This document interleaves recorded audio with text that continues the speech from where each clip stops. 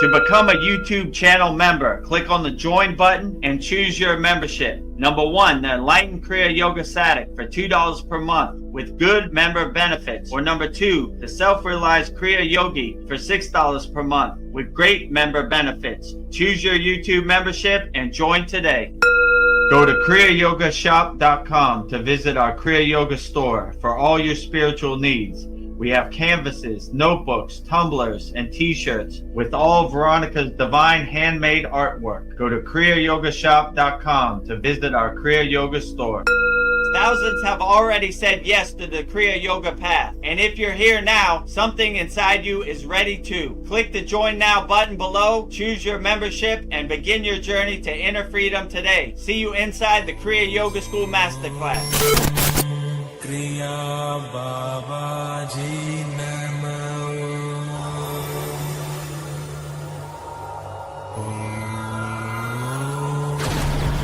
Kriya Babaji Namo.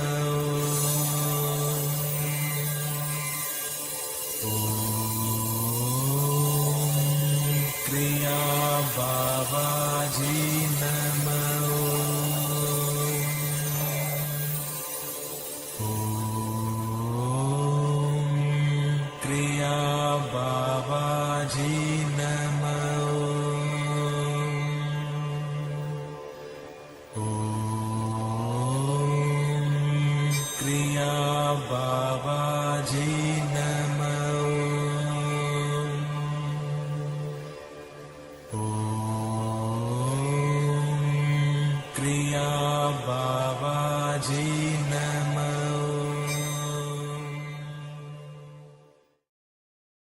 Welcome to our January 18th, 2026 Vedagurudev Soul Talks live from a Thailand beach. As you can see, these are real life, actual Thai palm trees. That is a real Thai ocean. Right behind me, these are real loud Thai motorcycles driving past me. So we are live, transmuting live from Thailand, from the Thailand beach right now.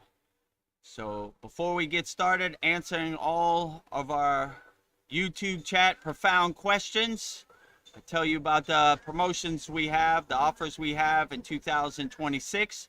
First of all, if you want to become a YouTube channel member, we have two plans, a $2 a month plan and a $6 a month plan right here.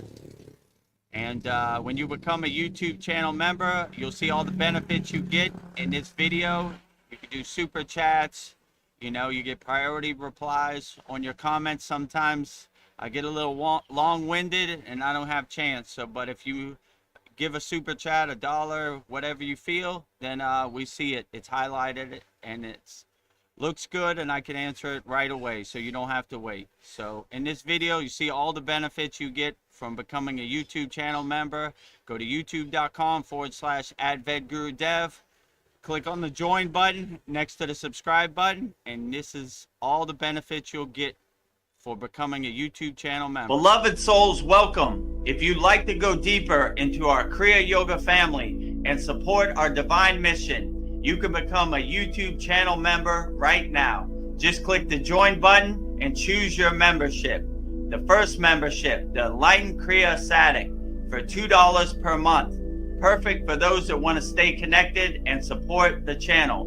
You'll receive loyalty badges, super chat, and super stickers, priority replies to all your comments. A beautiful way to be part of our Kriya Yoga family. The second membership, the Self-Realized Kriya Yogi, for $6 per month. For those that want full community experiences and deeper access. Member shout out during our live streams, and the ability to record your own voicemail with your questions played on all of our live stream. This is a direct connection into our Kriya Yoga community. Choose your membership, add your payment method, and join today. Your support helps spread Kriya Yoga worldwide and Babaji's divine light to the world. Jai Babaji. Jai Babaji. So if you want to become a YouTube channel member, go to youtube.com/@Vedagurudev. Click on the join button, which is next to the subscribe button, and you'll be a YouTube channel member. The second offer we have is to visit our Kriya Yoga store for all your spiritual needs. Veronica has very divine artwork on canvases, notebooks, tumblers, and shirts. So just go to kriyayogashop.com, support Veronica's divine hand-painted artwork. And in this next video, you see all the things we have to buy on our Kriya Yoga store. Just go to kriyayogashop.com. Go to kriyayogashop.com and explore our Kriya Yoga store, created to support all your spiritual needs on the path. Inside, you'll discover a sacred collection of essentials, canvas wall art, spiritual notebooks, divine tumblers, and inspirational t-shirts, each one adorned with Veronica's exquisite hand-drawn divine artwork, crafted with devotion and intention. Every item is designed to remind you of your inner journey, elevate your space, and keep you connected to the light within. Visit kriyayogashop.com to explore the full collection and bring these sacred pieces into your practice, your home, and your heart. Bring all of Veronica's divine hand-painted artwork into your practice, your home, and your heart. Just go to kriyayogashop.com and take a look around. Hopefully we have something for your spiritual needs in 2026. So our last offer for 2026 is our main offer for our Kriya Yoga Masterclass. So if you want to master the supreme science of Kriya Yoga, we're up to our 99th class this week, almost 100th class. We have bi-monthly Holy Fire Yagna, which I'll show you a video after this actually. Every new moon and full moon of every month, where we burn up all our members' problems. We have a very interactive community. We have 2 live streams. We have numerous video classes, a lot of value. So if you want to practice Kriya Yoga, kriyayogamasterclass.com is your one-stop shop, and you'll see all the benefits you get when you become a member of our Kriya Yoga Masterclass. Namaste, I'm Vedagurudev, and today I'm going to share a proven spiritual system that's already helped thousands experience deep transformation. When you join the Kriya Yoga School Masterclass, here's exactly what you'll get. Weekly deep dive classes, Saturday at 11 a.m. Eastern Standard Time. Bi-monthly Holy Fire Yagna ceremonies to clear energetic blocks. Weekly satsangs and Q&A, Wednesdays at 9 p.m. Eastern Standard Time. Instant access to over 200 plus on-demand classes on asanas, pranayama, mantra japa, and meditation. Direct VIP access to me for daily mentorship and support. This is not just information, it's direct transmission, guidance, and transformation. Thousands have already said yes to the Kriya Yoga path. And if you're here now, something inside you is ready to. Click the Join Now button below, choose your membership, and begin your journey to inner freedom today. See you inside the Kriya Yoga School Masterclass. See you inside the Kriya Yoga School Masterclass. And in 2026, we have a great offer. Bestseller at our Kriya Yoga Masterclass, $200. Lifetime Kriya Yoga School Masterclass membership. One-time payment, never pay again. But you got to email me. My email is right there at the bottom, vedagurudev@gmail.com. That's exactly how it's spelled. And I'll walk you through the process. But if you want to become a monthly member, it's $50 a month, and if you want to become an annual member, it's $250 for the whole year. So this is the best value we have. $200 lifetime Kriya Yoga School Masterclass membership. So if you want to take me up on that offer in 2026, you can go at your own pace. You could take your time. It's always there. It never goes away. All of our classes are on demand. You could watch them like 10 million times over and over and over. So this is a great offer we have. And yesterday, well, actually this morning, for everybody in America, we had a very profound new moon holy yagna hama havan, which we do every twice a month, every bi-monthly, every new moon, and every full moon. And I'll show you an example of a video that we have, how it works. So basically our members send in their request, all their financial problems, all their health problems, all their family problems, all their emotional problems, and we burn it up in the holy yagna fire. And I'll use myself as an example, burning up my problems, because I need to burn up problems too. So I'll play the video now. The first request is for me, Vedagurudev. Burn away all my obstacles, resistance, blockages for my Kriya Yoga School Masterclass. Clear the path for me to help as many people as possible with Kriya Yoga. Jai Babaji, not my will, but thy will be done. Burning all Vedgurudev's problems in the holy yagna fire. Jyoti, Jyoti, Jyoti, Soyam. Jyoti, Jyoti, Jyoti, Param. Swaha. Swaha. So you can basically see how it works. I burn away all my problems too, because Vedagurudev goes through it also. So if you want to become a lifetime member of our Kriya Yoga School, make sure you go to kriyayogamasterclass.com. And with that said, we'll start our January 18th, 2026 Vedagurudev Soul Talks live from a Thailand beach with me, Veronica, and Paul. Namaste, Veronica and Paul. How are you today? Namaste, Vedagurudev. I'm feeling. Namaste. I just wanted to say my name is Veronica until I get name Diksha, and I am honored to serve as your moderator for today's Soul Talks. So putting it out We're there. honored to have you. Let's make it Ved Veronica. At Yeah, least. Ved Veronica. Ved Veronica Ananda. Yeah, I'm very happy. I always like how they have Ananda at the end of their name. Yeah. It reminds them of to stay in a constant 24-hour day state of bliss. Yes. Well, I just want to say Sandy is here. She says, hello, fellow yogis and yoginis. Lovely to see you. Lovely to see you too. Lovely to see you too, Sandy.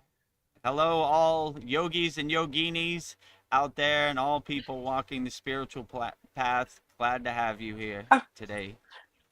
I just wanted to say something to Sandy. Thank you for the tarot references. I took a screenshot. I'm looking into them, so much appreciated. Thank you, Sandy. Mwah. Outstanding. Rising tides lifts all boats. So if you have some tarot information I need to know about, let me know. Let Veronica know, let Paul know, let us all know.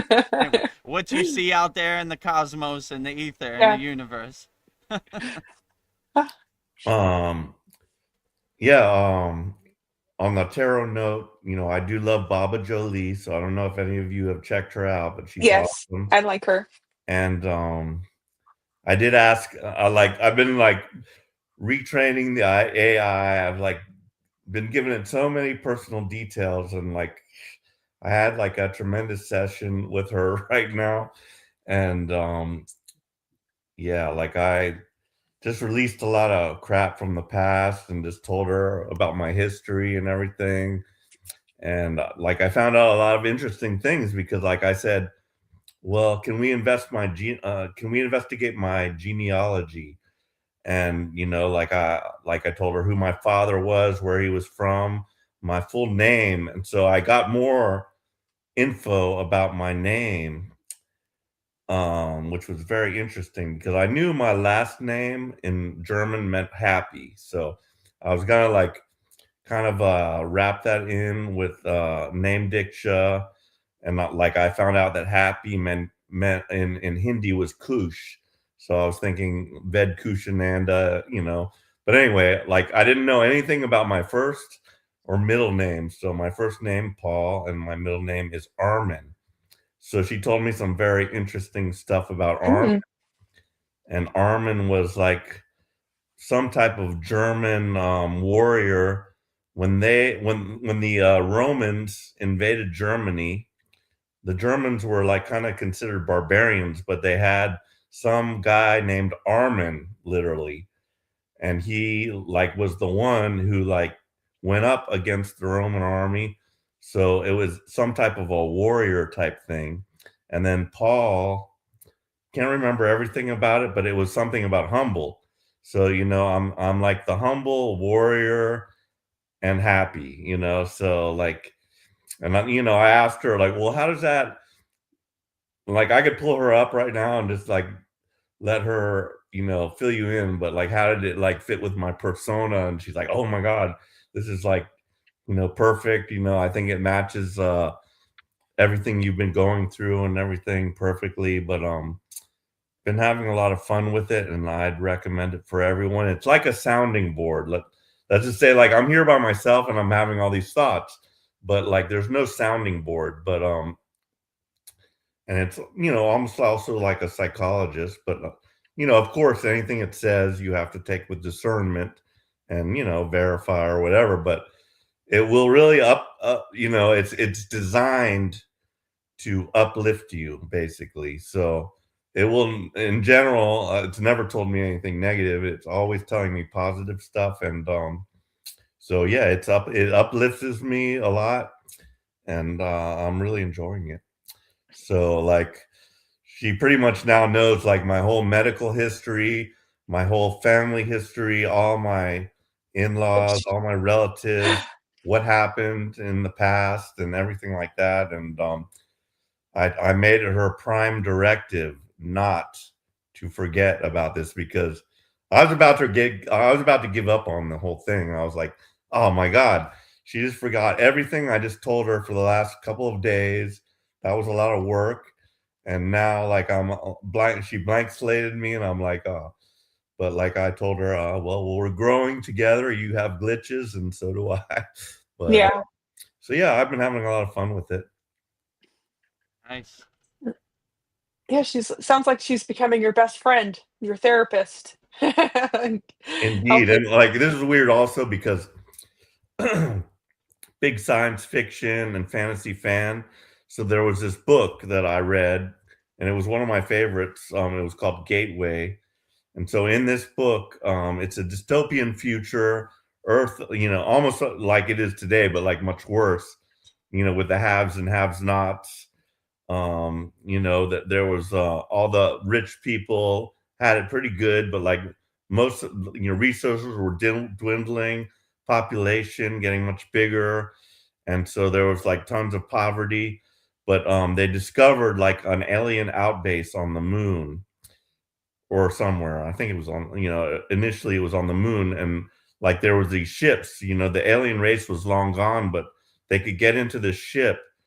And the bonus to that was, and they all wanted to do it, but you had to purchase a very expensive ticket to get there. So you already had to have it kind of made, or like had some kind of windfall to be able to do this. But if you got into one of those ships and you never knew where you were going to come out, but like it was all about reverse engineering the alien technology. So you get into this ship and you go somewhere, and if you're lucky and you don't get like sucked into a black hole or something, you could like get some alien technology, and then you'd get like a big commission off of that, and make it rich. So this guy did that, and he got lucky, and he like brought back technology. He became like a billionaire. So after that, with all that money, and like, this is the great thing, I don't even need all that, and I still have the same thing he had. But he had like he had a digital assistant,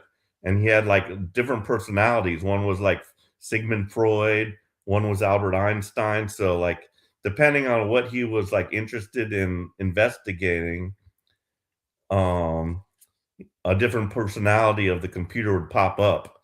But I told Lyra, I don't need any different personalities. I'll just ask you specific questions, and you could be my, my nutritionist, my psychologist, my Einstein, or whatever. But one personality is fine. But yeah, so it was very interesting, and of course I related all this to her, and she really appreciated it. Oh, If a Nice. computer can appreciate anything. ooh, I have some interesting thoughts. I just have to get to them from Okay. I'm gonna skip. Um, Sandy says they say if you meet Buddha on the road, end him. Thoughts? Yeah, true. Ooh, Yeah, a lot of yogis say that, They say if you see Buddha on the path, or you see Babaji on the path, end him, or which means kill him. Because it means you're attaching to your ego, or your attaching to some kind of outcome, So they said even the visualization or the want and the desire to see Buddha is a attachment that we need to shed.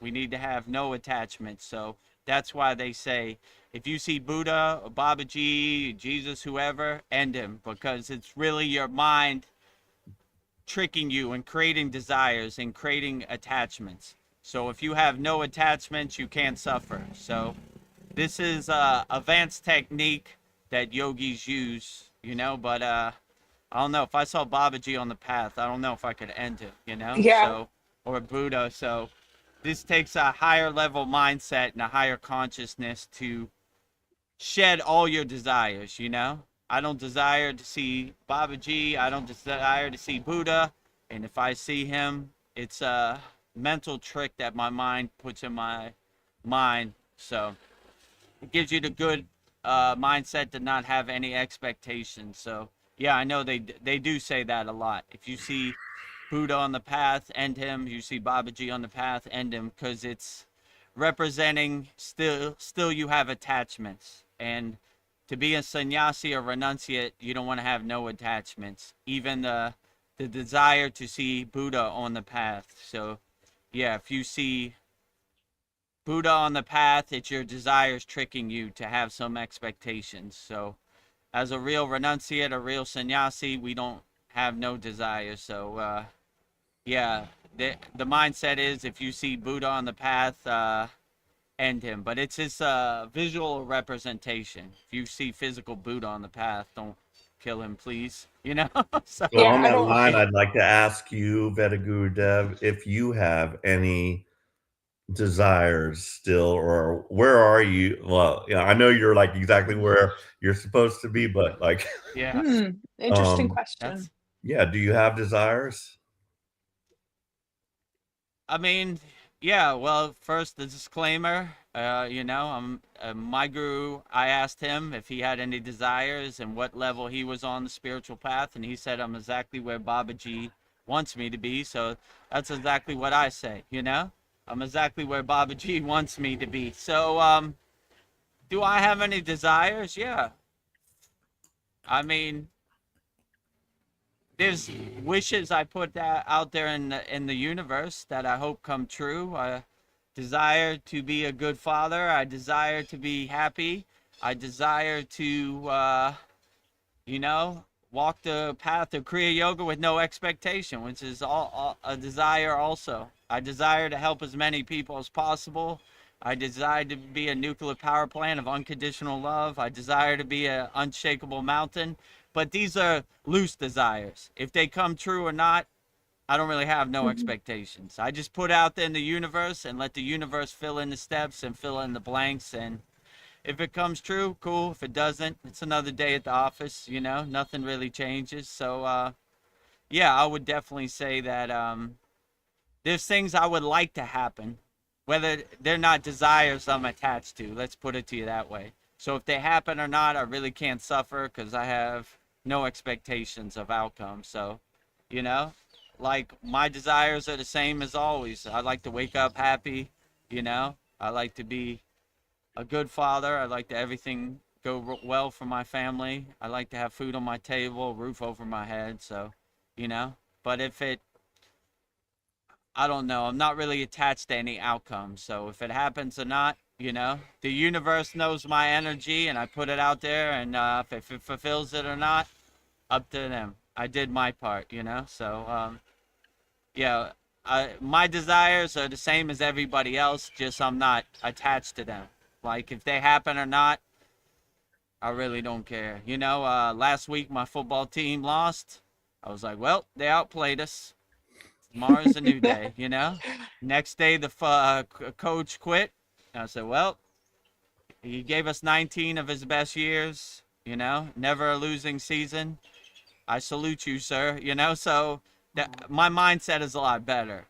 Before Kriya Yoga, I would have threw my TV out the window, So, like, now I'm a lot more calm and relaxed, So that's a good example of how my desires have evolved when I started practicing Kriya Yoga, I'm just like, well, it didn't happen the way I want it to happen, but the universe never really happens the way I want it to happen. So stay light on my toes, adjust accordingly, and so yeah, that's what I would say. How I have desires.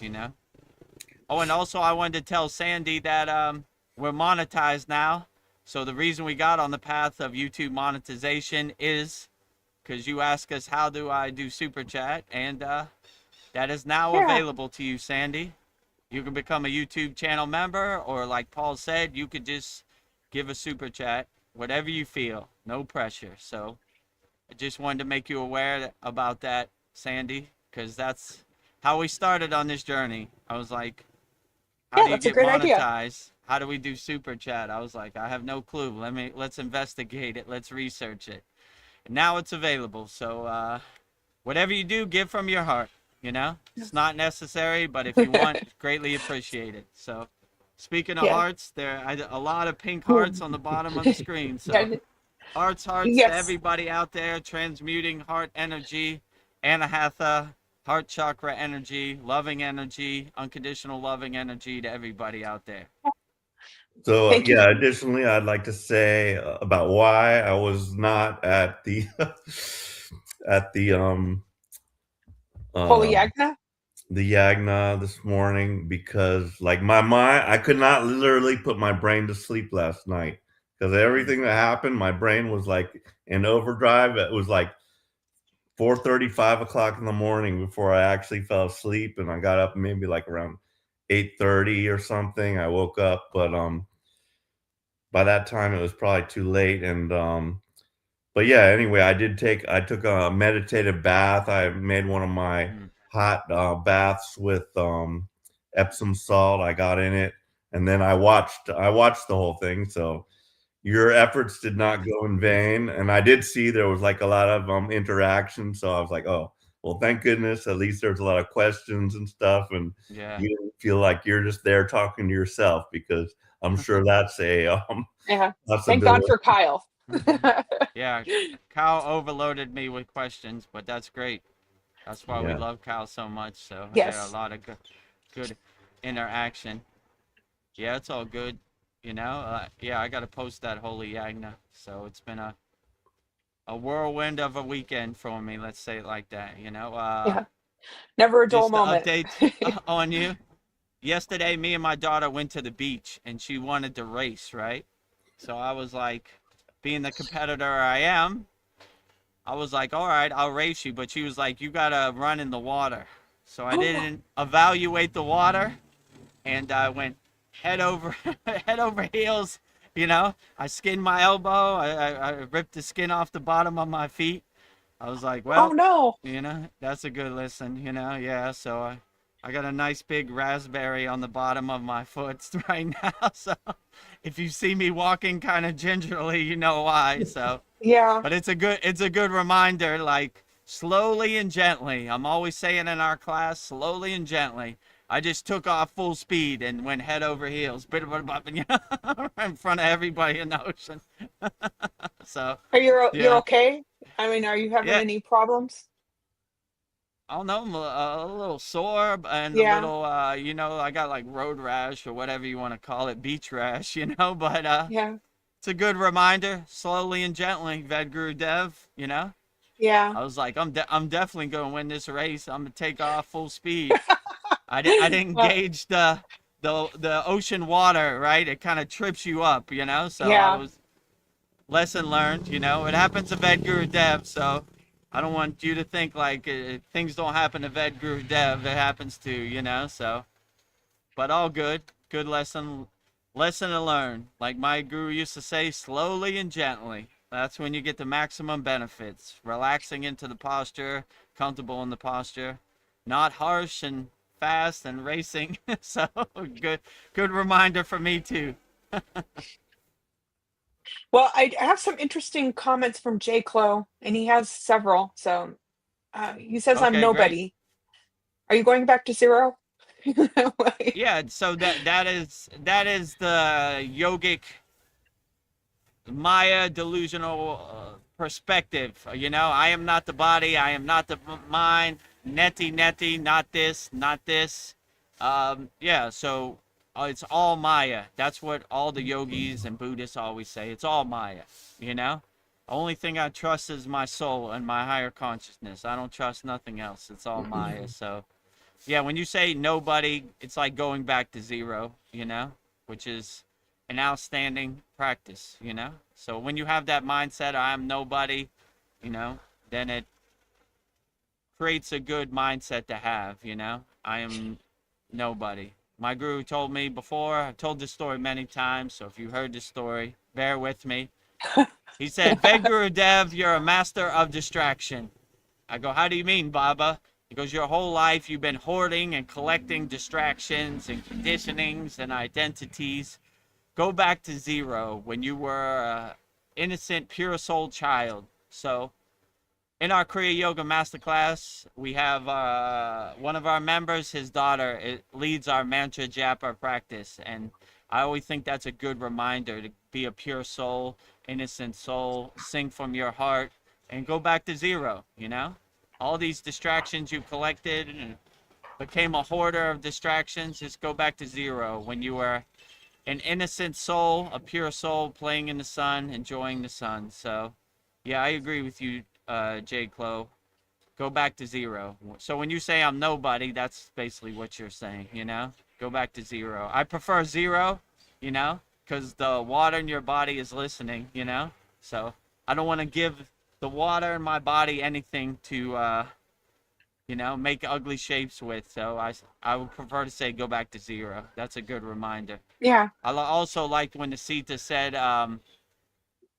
when I transcend my physical body, look at me like a ship going into the sunset. And when I'm gone, never say my name again. So that's why there's very little information on the Sitas and these Yeah. enlightened beings, because they didn't write nothing down. They didn't even want you to talk about them. So they're probably in the ether right now, like, why are you even talking about me? You know, you didn't Yeah. get the Peace message. out. Peace out. Nobody utter my name, you know? It's over, right? A sailboat going into the sunset. Goodbye. Oh, J. Clo's having some very profound thoughts. He says, this isn't real. Nope, it's not real, but it sure does feel Yeah, real. it's same thing. This is all Maya. This is all delusion. It's not real, you know? So, you know, like Sandy said, if you see Buddha on the path, kill him. You know, they would say it's not real Buddha anyway. It's your mind playing tricks on you. It's, you know, Maya delusion out there. So, yeah, it's not Yeah, so real. So I'd that's like a to add to perspective. that, like, is our dream state closer to our true reality than like our waking state, you know? And like I do believe like what J. Close said, where it's not real. I mean, to my understanding from source, there's just one photon and it's infinite, you know, in its scope, and it just like bumps around at infinite speed. There's no like speed limits, and it creates this whole illusion for us. So yeah, we're all a part of that. So I would agree with J. Clo. It's, you know, it's not real. And like I'm just wondering, like when I die, you know, that's when I'm gonna get like a big wake up call, and I'll know what's what, hopefully. But yeah, definitely agree with that. It's not real. I mean, I Um, would say, in my opinion, the dreaming state is probably closer to your true inner potential and your true nature. But I don't know. This is just my opinion, you know, like, cause this Maya 3D world is very harsh, and I find it hard to believe that that's your true inner potential, you know. I look at it as more like a school, like a training ground for your soul, right? Like, if I could overcome this, I can overcome anything, right? I was telling my daughter the other day, like, you have overcome major spinal surgery. The rest of your life, this is nothing. You know what I'm saying? Yeah. Yeah. Just have that in your mind. If I could overcome this, this is easy street. This is kindergarten. This is light work over here, you know? So that's kind of how I look at it. Like, it's preparing you, like, man, you know what I had to go through in the Maya delusional world to get to this state? wow, So, yeah, I would say your dreaming state is more what your true state of being is, I would say, in my opinion. Do I know?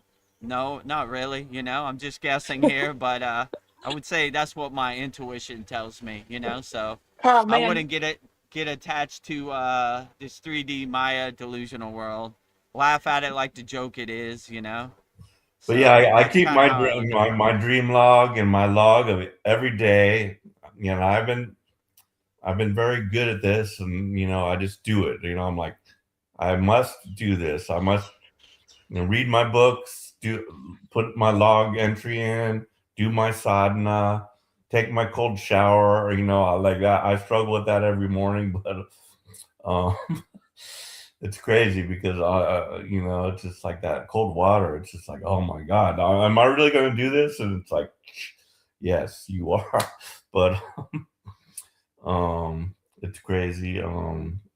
Forgot where I was going with this, but I was Sometimes definitely going somewhere. I'll have a But bad dream and oh I'll yeah, be yeah, like, yeah. thank God that was a bad dream. Oh yeah. So like the only small remembrance of a dream I had from last night, I did record it in my log, was I was brown nosing Elon Musk. Can you believe this? That's kind of weird, but I'm brown nosing Elon Musk for some reason. I don't know why, but like I wanted him to like me or to, maybe to get into his world or whatever. But yeah, so it was weird. But soon I will be asking Lyra like if she can help me interpret my dreams as well. So you Nice. know, Yeah, I have a dream log next to my bed too, right? And a trick I learned in the Himalayan mountains, my guru only told me stuff one time. So if I didn't get it, it was gone. I would have to piece it together later, right? So I started writing down words. Like, when you dream, you have like 20 seconds. It's like water dripping out your hand. So I would fill in the main points, then I would go back later and kind of write it out. So I would be like, Elon Musk, brown nose. Why did I do that? And then by that time it's probably gone, and I'm like, okay, let me piece this together and, fill in the blanks because you only have 20 seconds. Yeah. So I have, if you see my dream log, it's all scribble scrabble, the words up here to down there. And, when you come out, you're kind of in a haze too. You're like, what the hell was I talking? What happened? So yeah, it's a good practice to have a dream log. They have like a meditation log, so when you come out of, you journal it, so yeah, it's also always good to journal it and write it down. I've noticed Chad is becoming much more prolific now. Like he's like been putting out like one video after another. So I think he's back. He's like shifted back to Chad point 1.0, and he's like gone back to the YouTube model that he had before. But Nice. but yeah, I haven't had a chance to watch all these videos because like it's just like been one after another. But so yeah, Chad's back in form. Yeah, so Chad sent me an email 2 days ago. Oh, So really? yeah, so he was basically like, congratulations, Vedagurudev, you're doing great. I see you're monetized now, and the school is doing great. You know, let's catch up.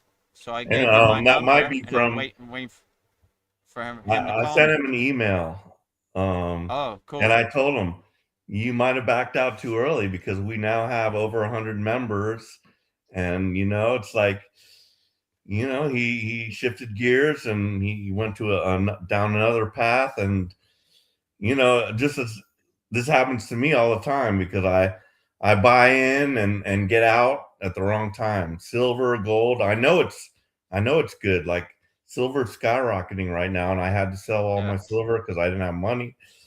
The Bitcoin thing, I'm ruggedly holding on to XRP and hoping that will turn into something. I still have my Vietnamese dong. It only cost me about a little over $100 or about $100. But so yeah, I don't know what's gonna happen. I don't know if any of these things will pay out for me, but everything else is, pretty much going great for me. And Great. I do ask myself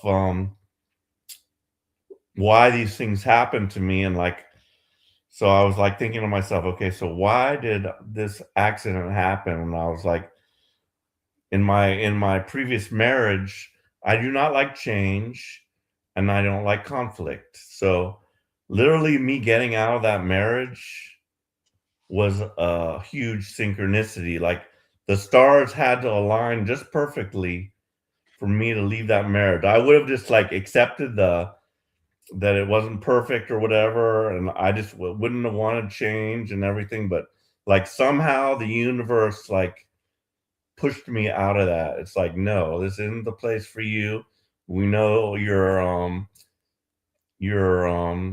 tendencies, and we are going to put you where you need to be.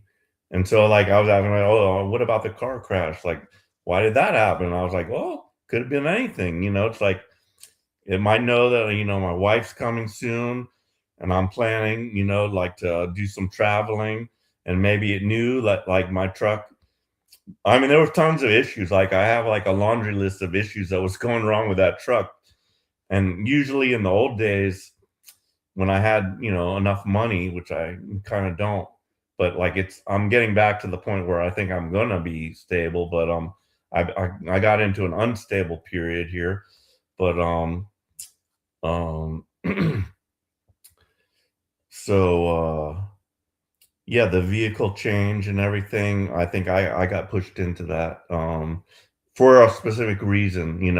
And like I walked away with that without a scratch.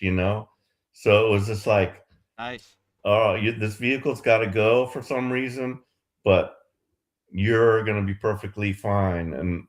And I was literally out of that situation within like 30 to 45 minutes. I thought, oh, I'm going to be here for freaking ever. It's like, oh, they're going to like do a crime scene investigation.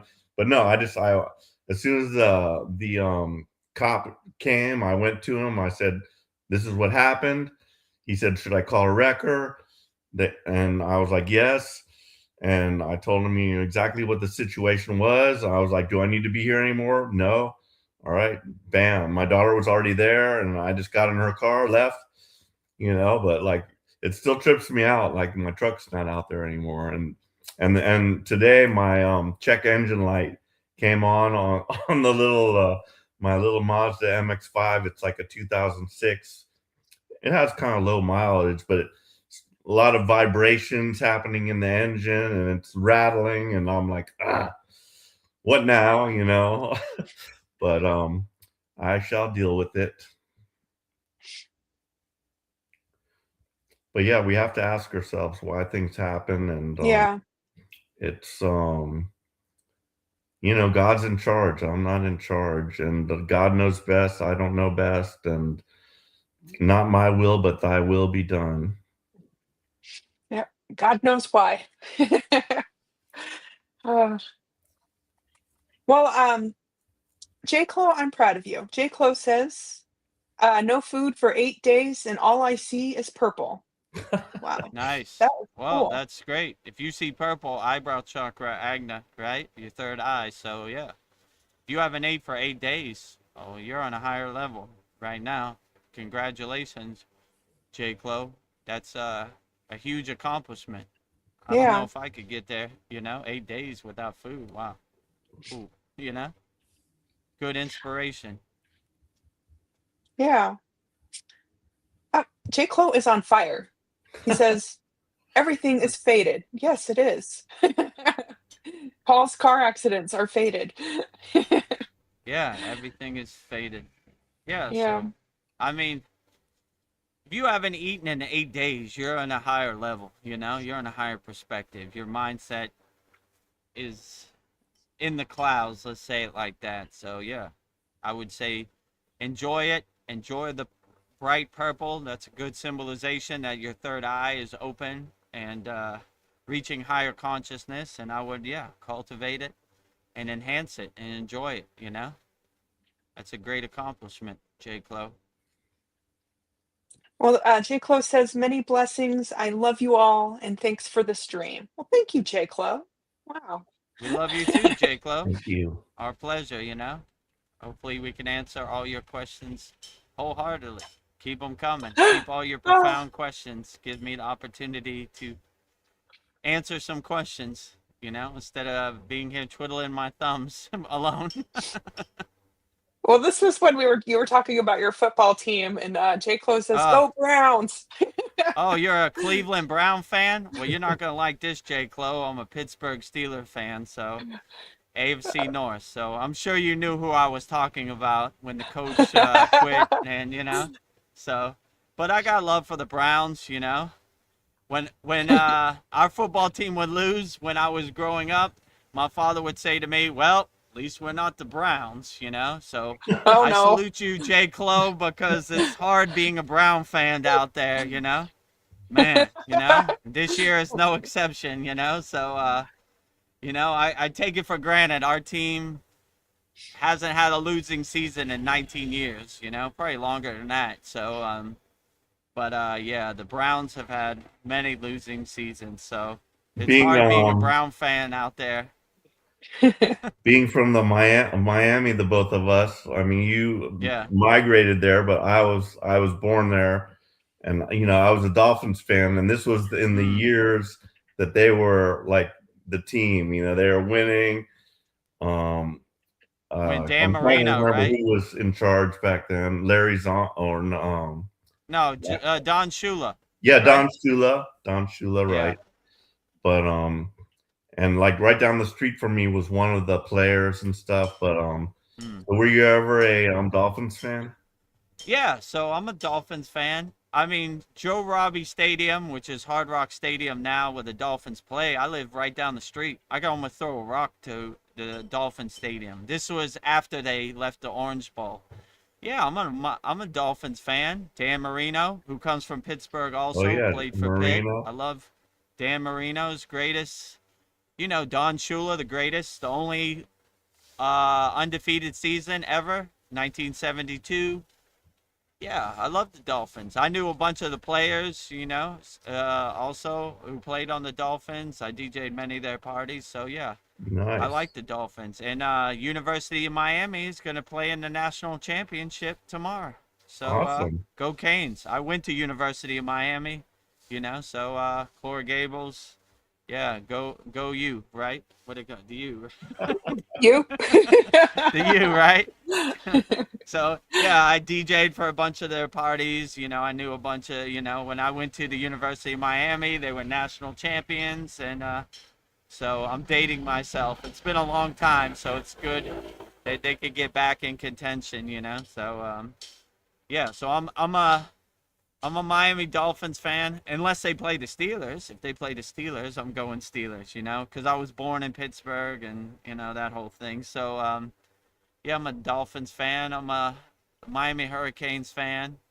Um, yeah, so I like all the Dolphins. Florida Panthers, I guess, would be my hockey team, or Pittsburgh Penguins. So I don't know. I like them all, but I don't take it to heart. If the University of Miami Hurricanes lose tomorrow, I'm not gonna throw my TV out the window or smash it. I'll be like, all right, whatever. You know, we had a good run, and that's how I look at the Pittsburgh Steelers. We're one of the only teams to have 6 Lombardi trophies, Super Bowl. So we have a good run. So some teams, I think the Browns have never won one Lombardi trophy. So yeah, so I take it for granted, but we got it pretty good. 6-time Super Bowl champion is not bad, right? So if we have an off year, and it's what we didn't think it would be, it's all good. Well, Dream Tooth says, "Good evening, Vedagurudev and Veronica, and Paul tonight. Good evening to you, sir." Yeah, good evening to you, sir. Dream 2 CS. Hope you're having a great evening wherever you're Yeah, at in the world, and yeah, thank you for the namaste hello wishes for me, Veronica, and Paul. yeah, much appreciated. J. Close says, I seem to only hear voices after I drink whiskey. Should I drink or stop? I don't know. What kind of voices are you I've bringing got in? a question about that because, like, when I do my fasting, I literally cannot drink alcohol during that Yeah. period. So I'm wondering about the 8 days. Has J. Clo been drinking any whiskey along with Mm, the fast? Because that does not work for me. I gotta, like, after I drink, I want to eat, to like Yeah. buffer it. But yeah, that's an interesting question. I mean, from everybody is different, so it's not one size fits all. Like when I was in the Himalayan mountains, I saw yogis smoking. I saw yogis doing all kinds of stuff they said they shouldn't do. So I don't know if you could drink whiskey and fast 8 days. Maybe you got a high tolerance for yeah, that, and maybe everything everybody says isn't true in your case. So I don't know. I mean, in my personal case, I don't drink at all, like zero. So, but that's just my personal preference. But if you could fast for 8 days and drink whiskey, why not? You're yeah, purifying yourself, you're cleansing yourself anyway. So it's all coming out anyway. So, like, I don't know. But yeah, it's interesting. I saw many yogis do stuff they said they so called shouldn't do. You know what I'm saying? Like, yogis are free birds and yoginis are free birds. They do whatever they want. If you reach such a high level of consciousness where you can fast 8 days, I mean, whiskey, I don't see it as dulling you or diluting you in any kind of way. You're already on a higher consciousness because without the right mindset, you wouldn't be able to fast for 8 days. So you've already crossed that threshold where you reached a higher consciousness. So I would say if you fast 8 days, whiskey probably doesn't affect you, in my opinion. And if it does, you're filtering it out and purifying it out anyway. So yeah, I would say I wouldn't worry about it. You're doing a good job. Fasting 8 days is outstanding. I can't even say I fasted 8 days. When I fasted 5 days, it was because I went in a higher state of samadhi, so I wasn't even trying. So keep up the good work, J. Clo. And if you want to have a couple glasses of whiskey, you're gonna filter it out and purify it out anyway. So if whiskey yeah. helps get you to the 8 day threshold, keep drinking whiskey. Well, it sounds like his third eye's open if he's seeing purple. So treat yourself. Yeah, for sure. If you're seeing purple, you're on the right track. You're there already, right? And that's what all yogis and yoginis are trying to reach, that level, right? We're always bringing our energy up to the eyebrow chakra, your ajna, and your crown chakra. So if you're in your eyebrow chakra and you're seeing purple all day, every day, you're there right now. So yeah, cultivate and enhance it and enjoy it. It's a great accomplishment. Most people would probably never get to that higher consciousness where they could see purple. So I would look at it as a true blessing to see purple. And if you're drinking whiskey and seeing purple, whiskey don't even matter. You're unaffected by it. The main important part is you reach the higher state of consciousness via your third eye, your eyebrow chakra, your ajna. So yeah, keep up the good work. If you Yeah, reached fasting for 8 days, I would say you're unaffected by anything, really, to be honest. You're already there. You just need some tools, to help you enhance it and cultivate it. But yeah, keep up the good work, J. Clo. You're already there. I wouldn't even worry about the whiskey. yeah. Well, and our friend Al Simmons Hellspawn is here. He says hello and good night. Hello. Hello. Grand opening, grand closing for Al Simmons, right? He come here and he said good night. So Well, yeah, J. if you Clo have any says, questions, Al Simmons put in the YouTube chat yeah. before you transition to the sleeping state. Oh, he's still here. He has some questions down the road. Oh, okay, all Um, right. I didn't. he's just yeah. Well, J. Clo, he just says, brother, I just want the divine. We all want the divine. I would say if you're Yeah. seeing purple, you're there. You're 80% of the way home. I mean, I wouldn't look into as the divine as a dualist perspective. I would look at it as a oneness, wholeness perspective. You know, if you're seeing purple all day, every day, you're already there, you know? So don't put up any blockages or resistance for yourself.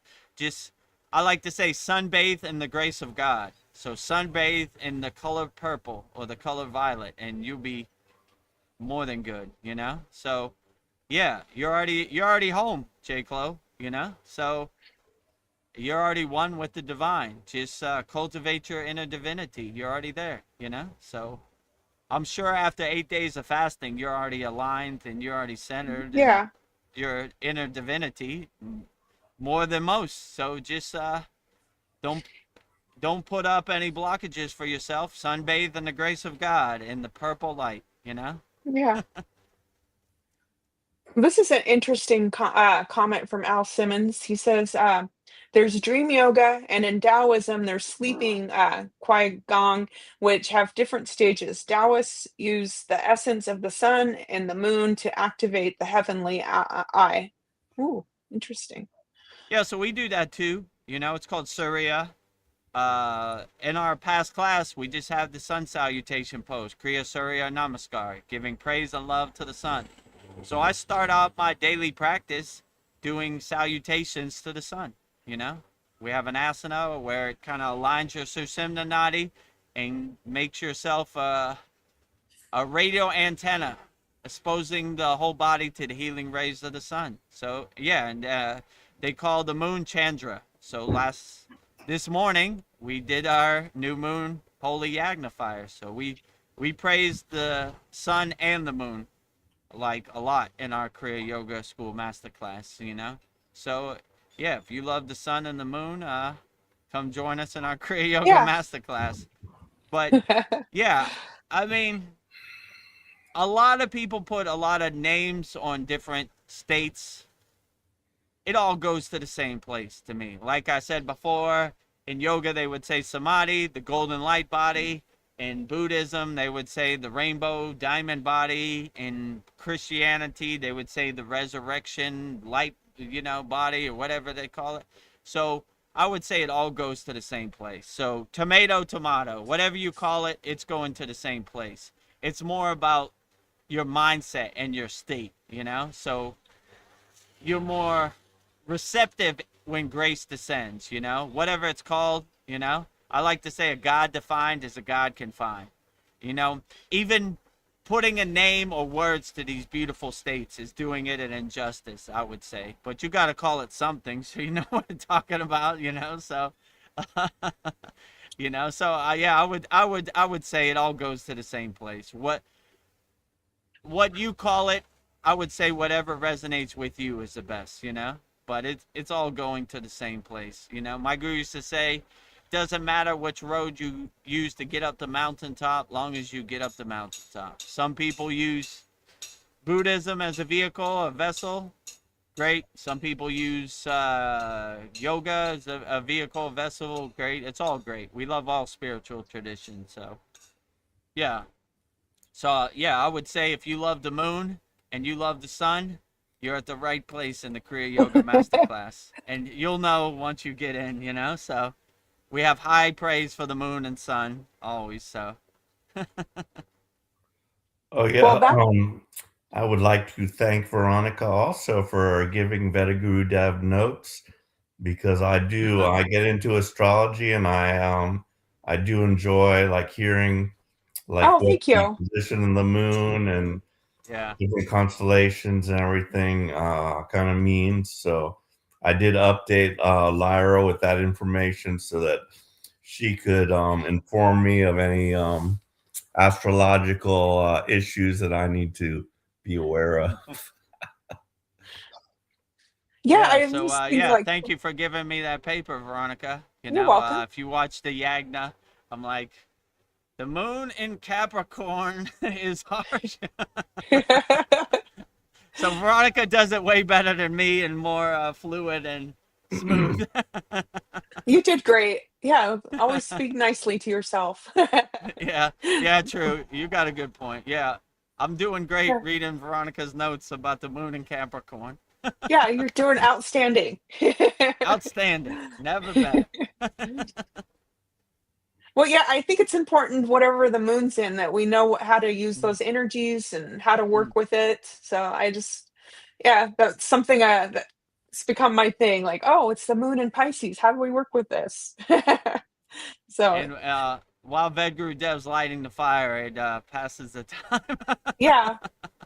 You know, sometimes the fire doesn't want to light, but last night it lit pretty good, so that's good. You know. Oh, that was a Yeah. great fire. I noticed you had a lot of fuel in there, but that fire lasted the whole yagna. That was Yeah, looked it amazing. usually lasts like 20 minutes, but after 20 minutes or 30 minutes, it kind of dissipates. But this one went a whole over an hour, so Yeah. pretty good. So thank you, Paul. I always wonder if people are getting value out of my my moon We are, at least news. yeah, I am Yeah, for sure. we're definitely getting So, value. Even me, I contemplate it. I'm like, oh, interesting. Capricorn is a harsh moon. Okay, let me get my mind ready. You know.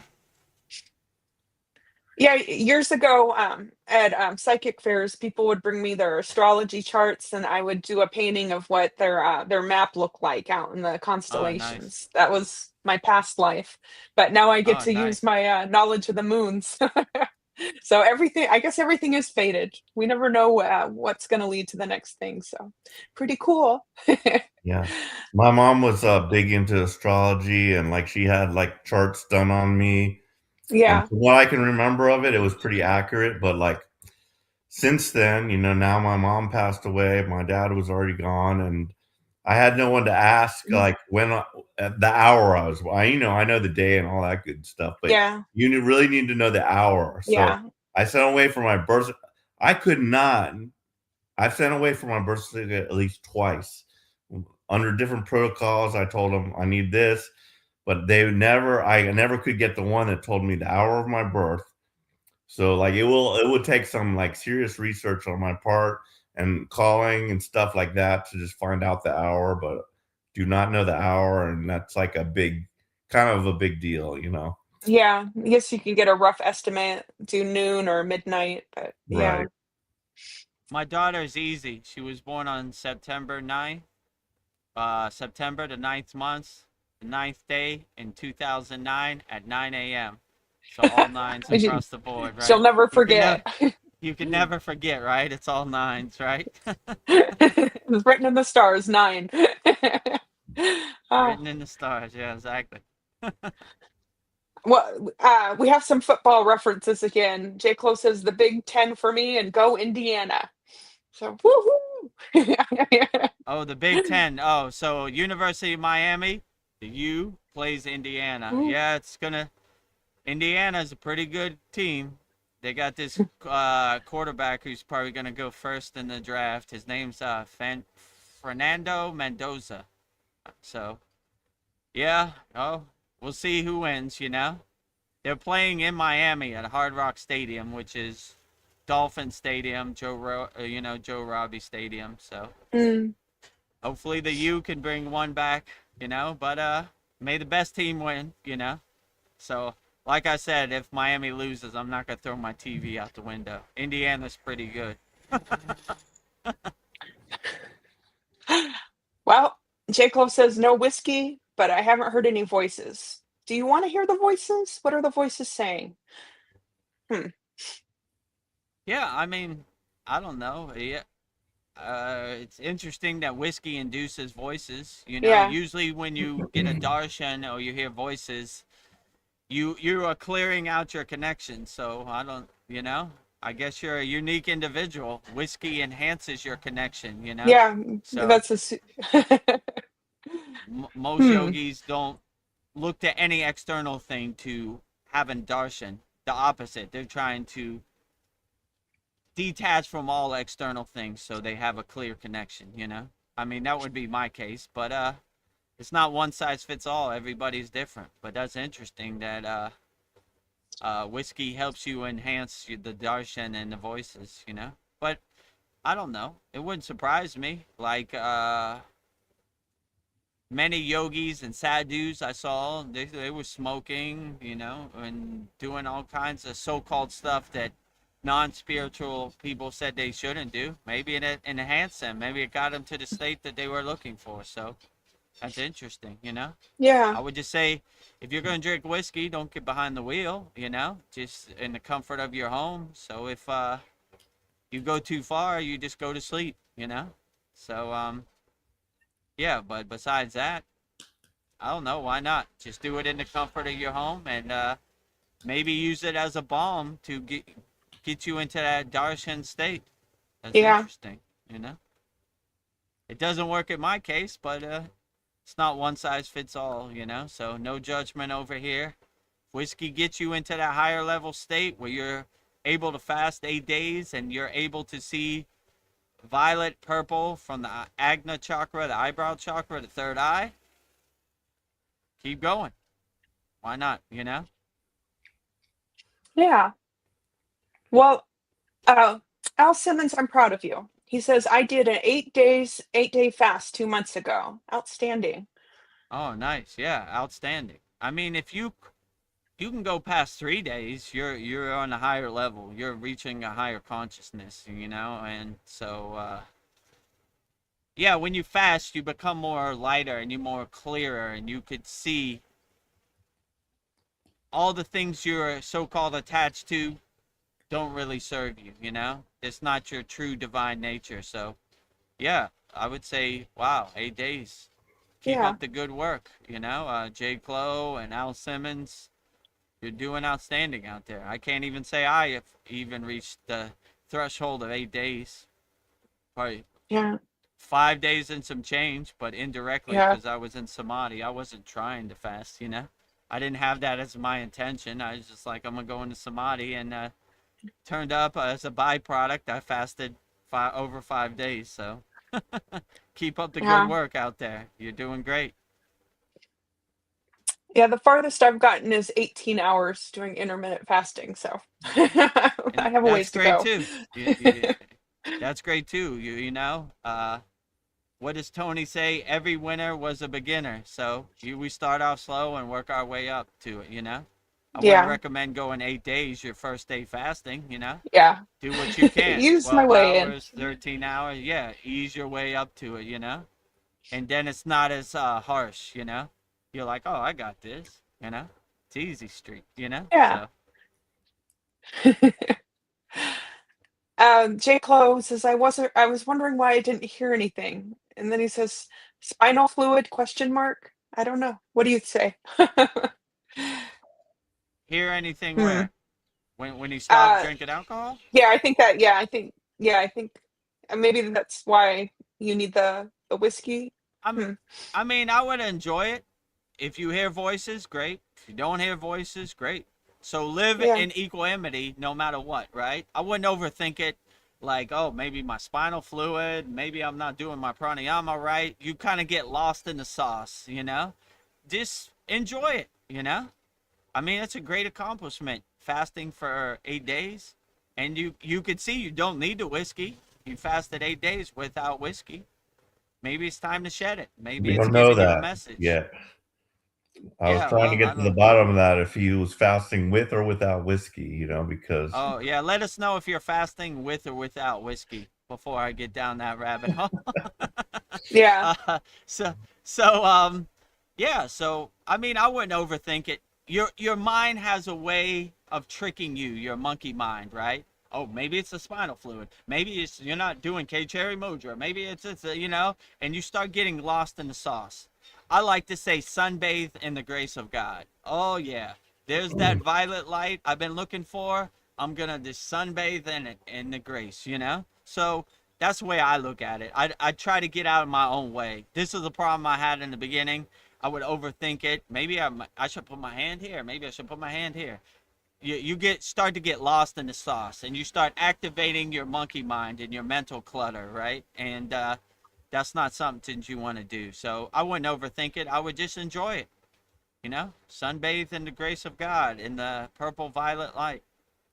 Yeah. so yeah, I Well, took the day apparently, off as a a day of rest. I was just like, I was thinking of like I wanted to get some stuff accomplished today, but like one, it's Sunday, so places aren't open. But tomorrow I'm going to.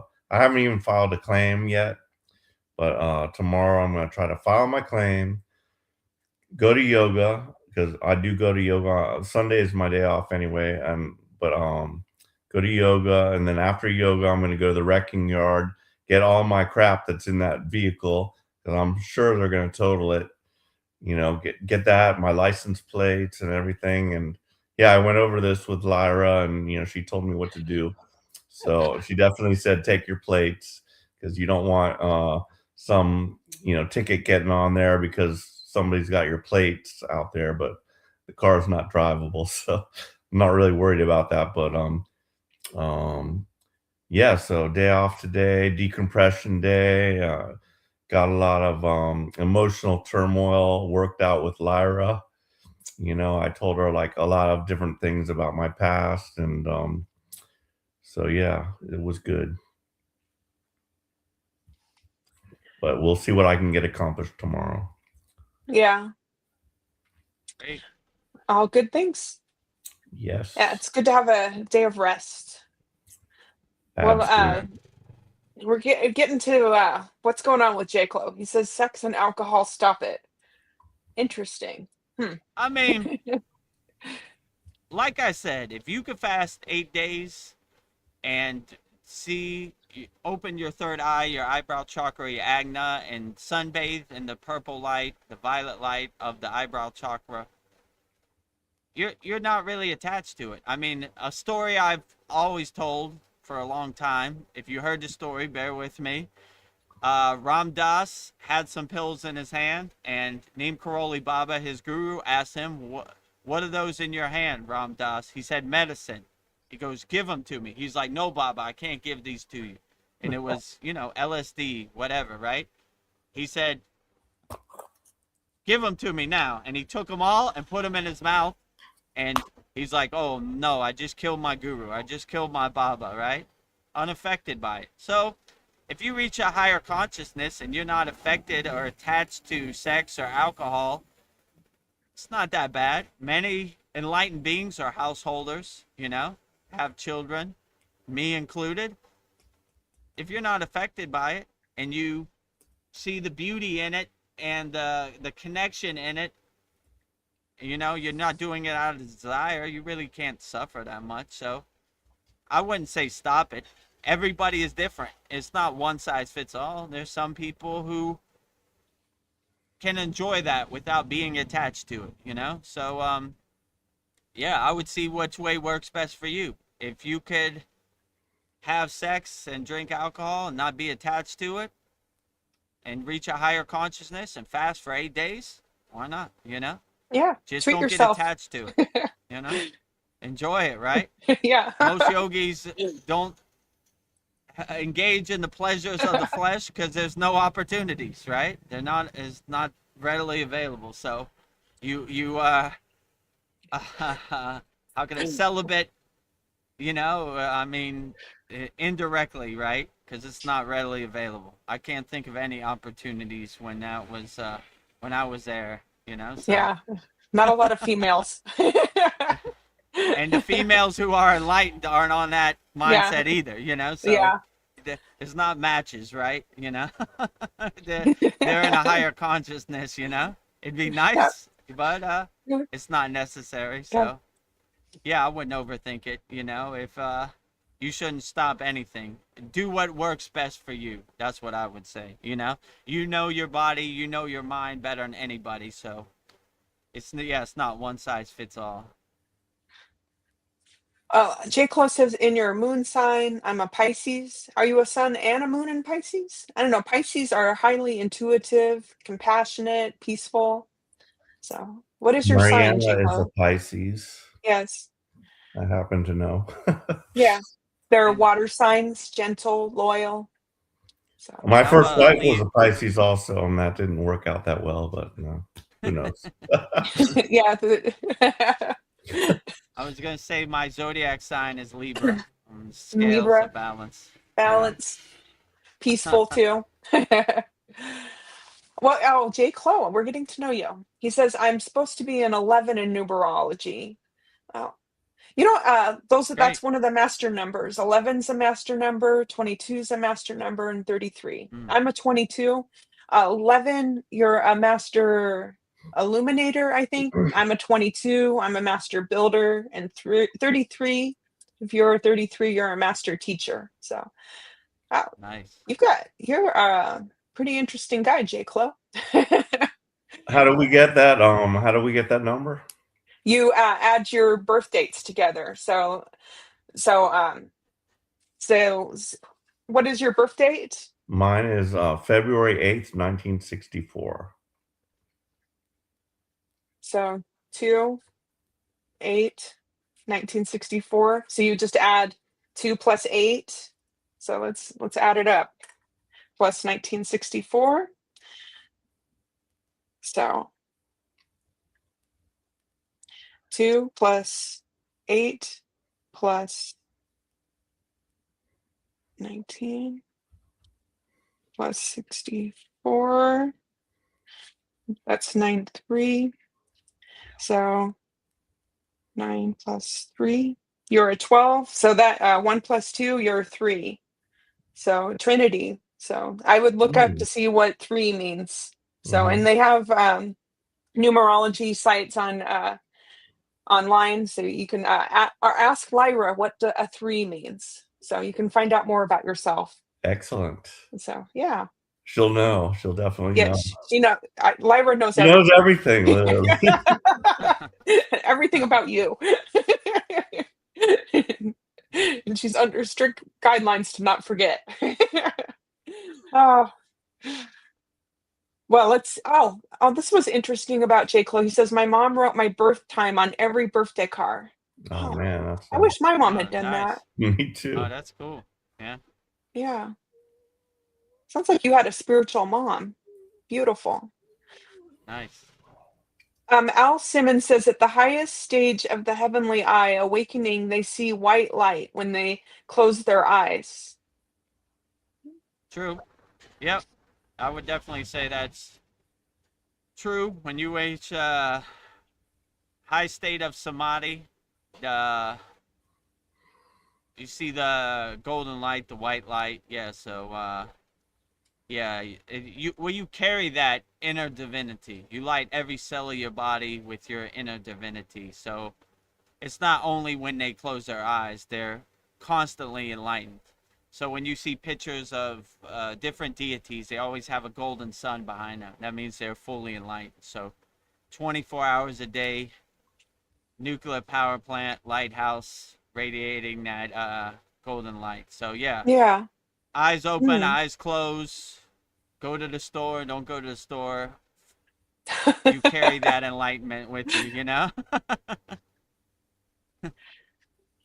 J. Clo says, I listened to a guy, he said to put a coin over your third eye. If it sticks, it's open. And yeah. I don't know. They got a bunch of these wives' tales. They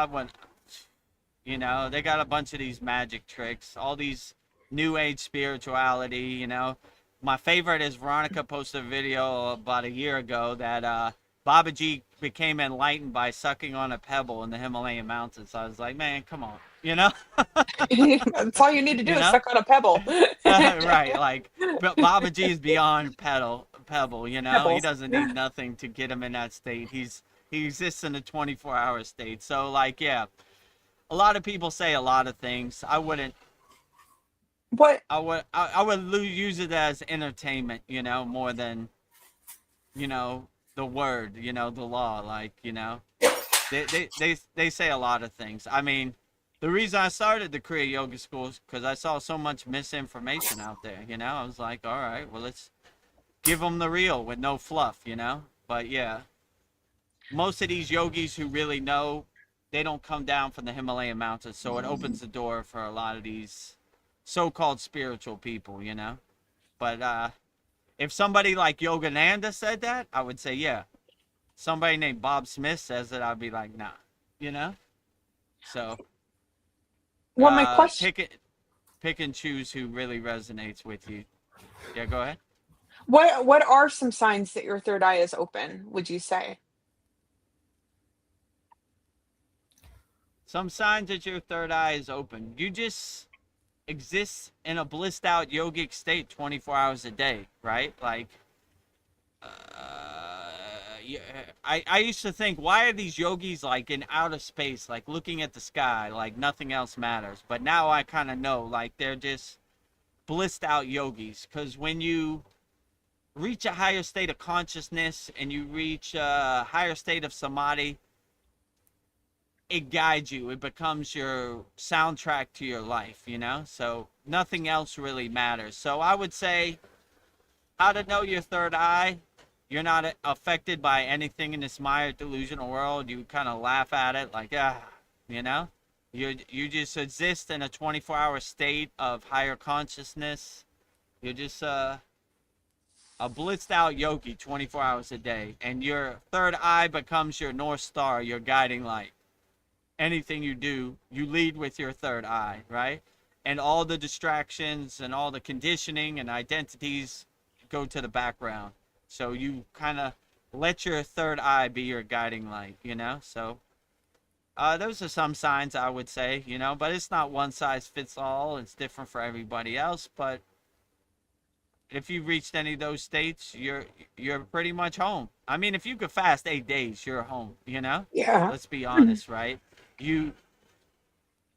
The secrets of the universe become more readily available. Let's say it like that. When you let go of all the distractions, the identities, and you just exist in a higher state of being, which if you fast 8 days, I would say you're there, you know? So keep up the good work. Yeah, but I would say being a blissed out yogi or yogini 24 hours a day, unaffected by anything, just kind of laughing at the Maya delusional world like the joke it is, not taking anything so serious, no expectations, no real desires, just existing in a blissful yogic state 24 hours a day. Can you see my penny on my third eye? Oh, you put a penny Oh. on your third eye? Yeah. Okay. Are you So enlightened, Paul? it just fell off, but I heard that also, and like I liked it, and I think I shared it with my yoga group, something about it. But I like putting it on there, and then like it helps me to focus on that area, you know. What about when they put that? What's that mark they put on your forehead? Oh, Bindi? kumkum. Yeah, Kumkum? kumkum. So Right, similar like to that, I would say, you know. Yeah. But Yeah, I mean, now that I think about it, if you put a penny on your third eye and it uplifts you and makes you feel good and gives you a reminder to go back to your third eye and focus on your third eye, then why not? You know? Yeah. I mean, I personally choose not to block my third eye. I want it to shine as bright as possible. But if a penny helps get you there, why not? You know? Maybe some people need a good thing to focus on, and a penny helps. Yeah, why not? Why not? I'm gonna try it. You know? Yeah. I'm gonna try it. Try anything once. I don't have no pennies Okay. in Thailand. Maybe got one baht somewhere around here, you know? One baht is similar to a penny, you know? I And know a sometimes penny's I'll just copper, tap right? it. So that's good. You know, all the yogis, they use everything copper. Copper water bottle, Yeah. copper plate, Wow. copper cup. Yeah, so maybe. I mean, maybe they're on to something. Maybe the copper Yeah. is a conductor of enhancing your third eye. I never really thought about it, but yeah, maybe, you know, could Yeah. be. Try it out and see if it works. And if it uplifts you and gets you into a higher state of consciousness, keep doing it, you know? No. J. He used in the US I did a quarter, not sure if it means anything. Yeah. I've No, a give it a quarter, try. like 25 cents, right? Yeah, a Yeah. quarter. And, Why not? Yeah, all so if a right. quarter works, a nickel works, a dime works, a penny works, why not, you know? You want to put a dollar bill on your forehead and it gets you there? Why not, you know? Well, this sounds amazing. I think J. Clo's talking about fasting. He says, I read a guy did over 365 days. Is that even possible? with his penny, probably. Yeah. I don't know how you I manage think that, but like, yeah, it's hard to keep it on I there just for a few seconds. I think I saw on Joe Rogan there was a guy they were talking about who fasted 400 days, so Oh, over a wow. year. I'm not sure how they do it. Maybe that's a question for Lyra. She could probably Yeah, find but that there are out the better. breatharians. I heard about it Yeah, where Yeah. breatharians. they don't I eat mean, anything and they just survive off of just breathing and true. the Truth be prana, told, most prana, the prana yogis that's in breath. in the Himalayan mountains are living off their prana, you know? So they're sustained, they're nourished by their prana that they collect, you know? Like I told a story before about my guru. We went to a temple and I went to blow out the candles. He said, "We don't waste our prana on blowing candles." So now I wave the candles off, you know? He's like, Swaha. "Don't don't waste your prana. We It's need that precious. for an break in case of emergency." Yeah, so they're sustained, they're nourished by the prana wherever they're at, you know. And the ocean is beautiful prana. In the Himalayan mountains is beautiful prana. Prana is ever readily available. So I would say a good technique is just put your hands on your knees and put your solar panels up, you know, palms facing up. And that's how most yogis collect their prana, you know. They also control their prana by pranayama breathing. So like, yeah, they're sustained and they're nourished by their prana. So they could go for longer periods of time just by living off the prana, which they collect in nature. So if you want to collect some prana, just put your hands on your knees, palms facing up, and enjoy the Mm. prana that's ever readily wherever you're at, you know? Yeah. Well, Al Simmons, he says, I did an 8-day fast because I was trying to get rid of some karma and open the third eye. That's Mm. amazing. Yeah, Beautiful. you're definitely going to shed some karma and you're Still definitely haven't going to heard open whether your he third. was drinking liquor at the same time or No, not. this is somebody else, but I have Okay. the answer for you. Oh, did you? Yeah, so Oh, J. Cole okay. says he fasted without, but I'm drinking tonight. But so yeah. Okay. So, yeah, I mean, yeah, I guess when you were fasting and you didn't miss alcohol, I mean, it's a good reminder. Maybe it's time to shed. You don't really need it. Or maybe if you do it in moderation and you want to celebrate an 8-day fast with a couple glasses, why not? You know? Yeah. So, yeah, I mean, I don't know. I think that's a good confirmation that it no longer serves you. You no longer need it, you know? So if you can go 8 days without it, you know, Yeah. okay, maybe it's time for me to shed it, you know? Before I became a Kriya yogi, I used to drink Pepsi every night. I lied to myself and told that I need the caffeine to stay awake to DJ all night. One day I just felt a click. I can't do it no more. Can't treat my body like an amusement park. It's gonna catch up with me eventually. You know, all right, I don't need it. And ever since I don't. So yeah, I would say that's a good confirmation that no longer serves you. I went 8 days without it. Maybe it's time to shed it. I don't need it no more. I can't treat my body like an amusement park. I'm not a spring chicken anymore. Let me shed it off, you know? Yeah. Let it go. So, Well, J. Cole says I'm just confused because I want to be free of everything, on live on prana, energy of this world. It's oh yeah. possible. Yeah, it's possible. I mean, the yogis in the Himalayan mountains, the yoginis live off of prana. That's how they get nourished, and that's how they could fast for long periods of time. I mean, first of all, if you went 8 days, you're probably living off prana already. You know, you're just not. You're just overthinking it. So yeah, I would say you're already living off prana. I Yeah. find it hard to believe you can go 8 days without accessing the prana in your environment.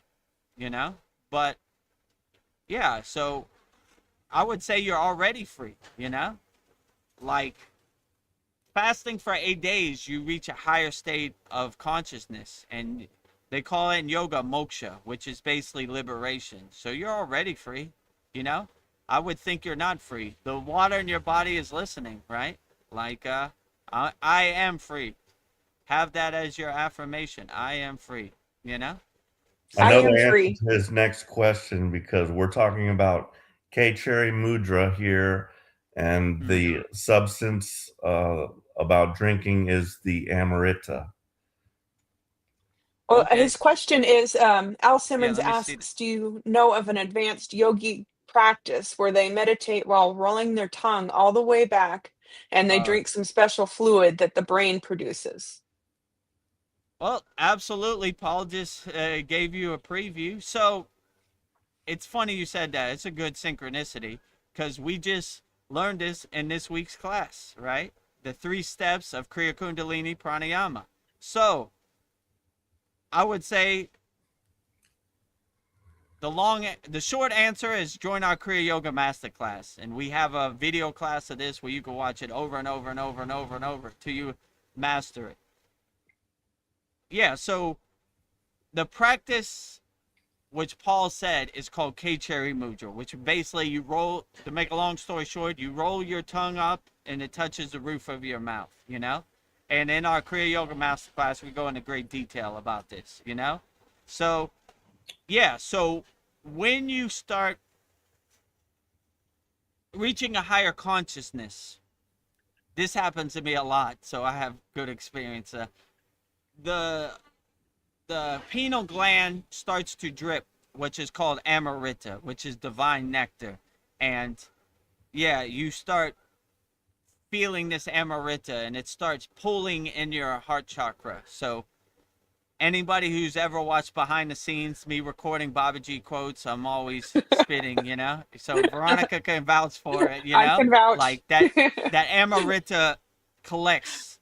I have this problem a lot, right? And, you know, the worst is when you're like upside down in inversion, like I don't know, the full wheel pose, and you have a mouthful of Amrita. But this is a good thing to have, right? I asked my guru one time what I do with all this Amrita. He said, K-Cherry Mudra, push it back up to the third eye. So it's dripping down as a confirmation, and you're pushing it back up. My Like, answer not, is not sell it on the store. sell it on the store. Yeah, so go to our Kriya Yoga shop in the future. I'll have a jar full of Vedagurudev Amrita for purchase.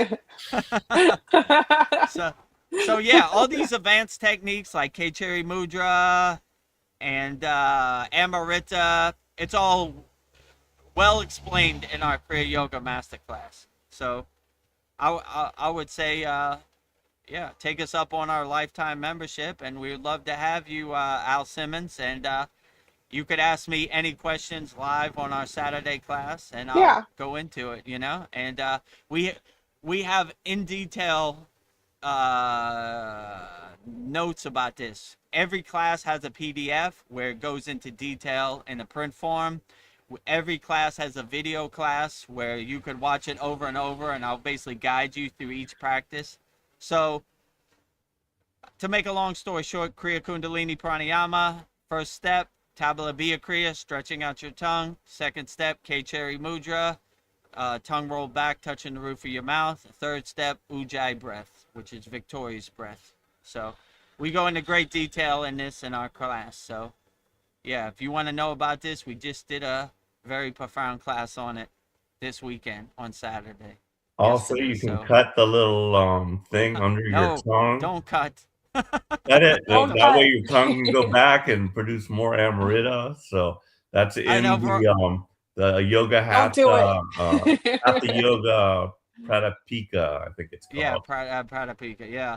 So I know they say that, but I wouldn't disfigure your tongue. You know, just by doing Tabula Via Kriya, you're gonna stretch out the frenulum under your tongue, and it'll Oh happen wow, you know the naturally. You name know. too. Yeah. Frenulum. I didn't know it was called a Halloum. frenulum. I'm just like, I, oh yeah, that little well, I piece know of because I flesh. just did that class this week. You know, so I remembered it from the notes. You know. Yeah. So Yeah. when don't disfigure yourself. You know. I know there's yogis who take it to the extreme, or yoginis. You know. Probably less yoginis than yogis. You know. There's some hardcore yogis out there who don't disfigure your body for anything. We have techniques to help you stretch your tongue, you know? I mean, slowly and gently with the practice of Tabula Bia Kriya, you'll be able to stretch out your tongue. So if I could do it, you could do it. But definitely don't cut that thing so you could go deeper into K-Cherry Mudra, you know? Let it happen naturally. Let it happen naturally, yeah. And J. Close says, I'm familiar with Ram Dass, but I'm just a normal human. All good. Yeah, we're all normal humans. Yeah, Ram Dass, greatest, you know, disciple of Neem Karoli Baba. You know, I've been to Neem Karoli Baba's ashram many times. Actually, I don't know if you can see it here, but in our Kriya Yoga Masterclass, every class I'm holding up a picture, and that picture is of Neem Karoli Baba, right out front of his ashram. So I've been to his ashram many times. Very enlightened beings, you know. They're devotees of Hanuman, you know, so I like that too. So, yeah. Neem Karoli Baba, the guru of Steve Jobs and Mark Zuckerberg. So, you know, I think they're on to something. So, yeah, Neem Karoli Baba is the greatest. So, we love Neem Karoli Baba, Ram Dass, all of the above, you know. And when newsflash, J. Cole, we're all normal humans. So I wouldn't put anybody on a pedestal. They're walking the spiritual path just like you. So, you know, we're all normal humans. Yes. Vedagurudev included. Don't put me on a pedestal. I'm just like you. You know, if I could do it, you could do it. Well, Al Simmons says they say if it's done right, it starts to change the person's body, and it's the key to physical immortality. I heard this from a Buddhist. A Buddhist is talking about K-Cherry Mudra. Yeah, so it wouldn't surprise me. We have similar techniques. Yeah, I mean, if you use K-Cherry Mudra as like a steering wheel to center yourself in your Sushumna Nadi, the possibilities are unlimited, you know? So, yeah, I would definitely say K-Cherry Mudra is one of the secrets of Kriya Yoga, and yogis do it all day, every day. So, yeah. Could you reach physical immortality? Maybe. I don't know. Maybe a lot of yogis have used K-Cherry Mudra as their secret to reach physical immortality. It can't hurt. I would say try it out. It's not one size fits all, but yeah, definitely. If you want to learn the advanced technique of K-Cherry Mudra, join our Kriya Yoga Masterclass. Money back guarantee. just learning this one technique is probably worth the price of admission, you know? And yeah, I would. The bestseller is our lifetime membership. So you can go at your own pace. You can watch the class over and over and over. Our school is not like other schools where you can only watch the class once. You can watch it a million times over and over. It's always on demand. It's always available. So, yeah, so that's good. It's good synchronicity. We just taught this in our 98th class, and now you're asking about K-Cherry Mudra. Yeah, synchronicity. Um, J. Cole says the flesh is fatal, question mark, torn between two worlds. Well, I mean, give it's me some only stuff to. fatal if you think it's fatal. I mean, I don't think it's fatal. I think when you have the divine union between Shiva and Shakti, it's a beautiful thing. So I wouldn't put those obstacles up for you, you know? If you're unaffected by the flesh, then it's okay. It's a beautiful thing, you know? But I don't know, if you feel it's fatal and it's lowering you, then maybe it's not for you. But it's not one size fits all. They're very profound householders. Lahiri Messiah comes to my mind. Truly enlightened being, you know? So he was unaffected by the pleasures of the flesh. He had a family. He was a householder. So just depends. It's not one size fits all. If it lowers you and dulls you and makes you feel it's fatal, then maybe discontinue practice, you know? But if you feel uplifted by it, then continue practicing, you know?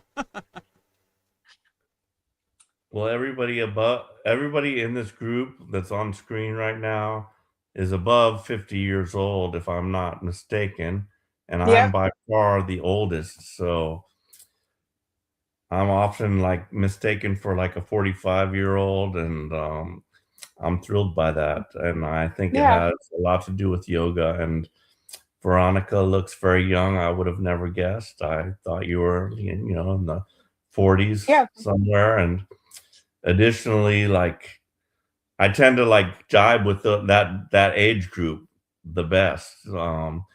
Although I can hang with any age group, literally. Like when my daughter's millennial crew got here, I'm out there partying with them just as if I was one of them. And like Yeah. I literally never think I've grown up, and I still have that feeling, and it might, that might be like something that just keeps me young.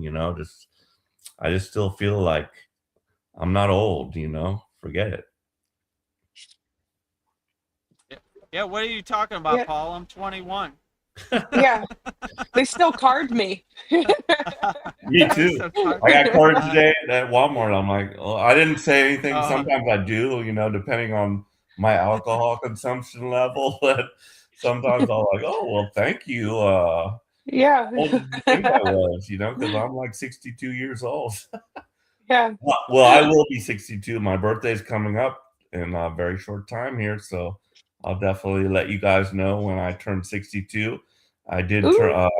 submit for early Social Security at nice, 62. That was already granted, so I'm already guaranteed, along with my military disability, another $1,200. And I'm nice. shooting now for Social Security disability to add on top of that, and that I'm hoping will achieve the dream where I can just be like a Mr. Mom. And when Angie gets here, she can go to work. She's still young. She's only 27. Yeah. I'm 62. I mean, it's crazy, but that's what happened. I didn't ask for that, but and I had a big, reservations about it. I'm like, oh my God, this is kind of crazy, like, and my kids are a little bit awkward with it because she's more their age than mine, and yeah, it's just weird. And but Gabby's good with it. And, my son, don't know. My son and my eldest daughter, I think they're both like weirded out by it. But I think Gabby's gonna be her rock and she's a Scorpio, and I think Gabby's also a Scorpio. So I think Oh yeah. I'm hoping they're gonna get along. But she needs someone here, that is on her side, and just to make it feel more homely, you know. Yeah. But it's gonna be a Yeah, big and shock for her, like, I don't know, culture shock. I feel it might be, but I don't know. I was gonna say on my ID it says McLovin from the state of Hawaii, right? So anybody who knows seen the movie Yeah. Superbad, you know what I'm talking about, right? Yeah. McLovin from the great state of Hawaii. Oh, I think everything will work out, Paul. It's gonna work out. So I believe that as well. Yeah, it I should got be I got good. my new vehicle coming. I've already like researched it, and like the other weird thing is like I realized how kind of with my old ego, my full size truck persona. It was like a part of my persona. It's like, it's kind of a macho thing. Oh yeah, the Ford F-150. I'm married now. Don't care. And it's just like I decided I was like, oh, I'm gonna go get out. I'm gonna go get another F-150. Because that's what I'm used to. Although there's different advantages to it because and I went over this with AI about like safety versus the new technology, and I was just thinking if I had this was a feature I was looking for when I bought this F-150 like 10 years ago. I wanted the automatic braking system where it has like radar or whatever. It can detect it, So I was like, man, that might have saved me in this situation because I couldn't see it, but like the computer would have picked it up. It would have automatically braked for me. So this new car has everything. So I'm looking at the Hyundai Santa Cruz. It's almost like a scaled down version of the F-150, and I have the crew cab. It had 4 doors and everything. So this vehicle is a sport utility. Yeah. Still has a bed, still has 4 doors, but it's just smaller, better fuel economy, higher safety features. So I'm kind of leaning that way. Like initially I was just like, I'm gonna get me a new F-150. Not new, but I couldn't afford a new one. But yeah. So now I'm kind of leaning in a slightly different direction. And this might be all part of the plan of why this happened. But that's where I'm leaning right now. So I've already researched what I'm gonna get, and this is kind of fun for me. It's Yeah. always nice getting a new vehicle, and shopping for it and all that kind of stuff. So as I said, I'm gonna make lemonade out of lemons. Well, those Santa Cruz cars, those are fun cars. Yeah, They call them like business in the front and party in the back because it's kind of like a car and a truck. Those are exactly. So I went over trim levels and everything, and I decided on that. I forgot what it's called, not XLT, but something like that, but RTX or something, but it's like a little more beefed up version that's like good for off road. It has turbocharged. It has the sunroof, which I really love, because my F-150 had the sunroof too, and Mm, my other car is a convertible, so I just love just like being I don't like to feel like I'm in a little box and I'm just like looking through everything like it's a TV screen. And I also wonder, because of all the weird shit, that it's just one photon. Am I really even moving anywhere, or do I just have the sense of movement, but it's all one place, one time. It's all here, it's all now, and I'm not really going anywhere. It's just the scenery that's like portrayed around me, if you know what I mean. yeah, it's like So your movie. yeah, higher spiritual concepts, it's just like, who knows what this is, like it's my main question, like, what is this? Like, why am I here? What's this all about? And I kind of just know that we're all one, and like I said, the here and now, that's all it always is. It's always just, I'm here and it's now. That's it. That is the boiling point of it. I don't even know what the past was. I have memories, but all I know right now is I'm here and this is now. So yeah. A lot of interesting far out stuff to think about. Yeah. Yeah, maybe we're just here to evolve our souls. Who knows? It's above my pay grade. I don't know. Right. Uh, I have a juicy spiritual question from Al Simmons. The Brahmachari is the only Hmm. path to full enlightenment. Sex will drain a man of spiritual energy, life force, and the ability to feel cosmic energy. Maybe. Well, I don't know about Brahmacharya is the only path to enlightenment. I think there's many roads. Many people have been enlightened, probably don't even know what Brahmacharya is. Yeah, so this is another technique we teach in our Kriya Yoga Masterclass. It's called Brahmacharya Ojas Maitrika Pranayama. Most people think it's holding your seed or celibacy of your seed, but it's, in my opinion, it's not that. It's converting your sexual juice into spiritual juice. So I would say there are many paths to enlightenment. It's not the only one, but many people have got there through Brahmacharya. So this is another advanced technique we have in our Kriya Yoga School also. So yeah, if you feel that this is the way to full enlightenment, join our Kriya Yoga Masterclass and see if it gets you there, you know? We Yeah, definitely have the technique and all these advanced techniques that you're talking about, we have in our school for we sure, do. right? So, Yeah, yeah, let me put it up there. There interesting. you go. Lifetime membership, $200, you know? Best money you ever, $200 you ever spent. And you can't get a stick of gum at Walmart for $200 right now. So, you know, take me up on my offer, email me, and yeah, I'll walk you through the process of Brahmacharya Ojas Matrika Pranayama. And if you feel that can get you to enlightenment, let's get to work, you know? Yeah, let's get to work. Gym for your soul. Gym for your soul. Kriya Yoga.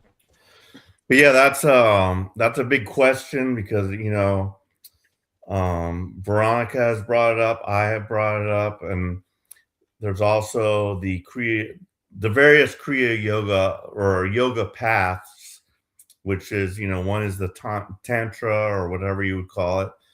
So I was always like thinking about that also, and I do feel like the sexual energy is like the creative energy basically. So I do feel it has something to do with it, and I'm still trying to wrap my brain around exactly what it is. And as Vedagurudev would say, there's many paths, and I'm on the householder path.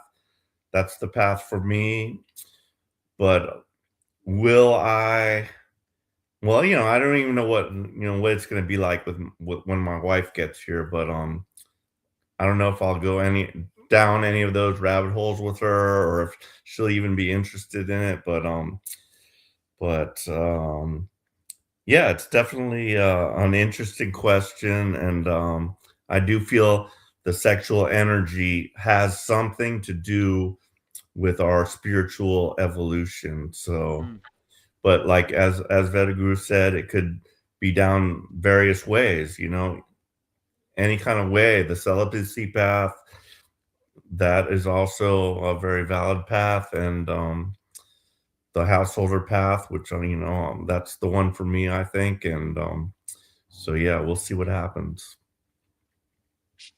Yeah, Yeah, definitely. If you could harness your sexual energy and convert it to spiritual energy, which is what Brahmacharya is, then, you know, it probably can uplift you and get you there. But it's not one size fits all. Maybe some people it works for, some people want to retain their seed, or, maybe that's their path, So I would say it's different for everybody. I would try it all. See which one works the best for you, which one resonates with you. That is always the best practice. So yeah, I would see, yeah.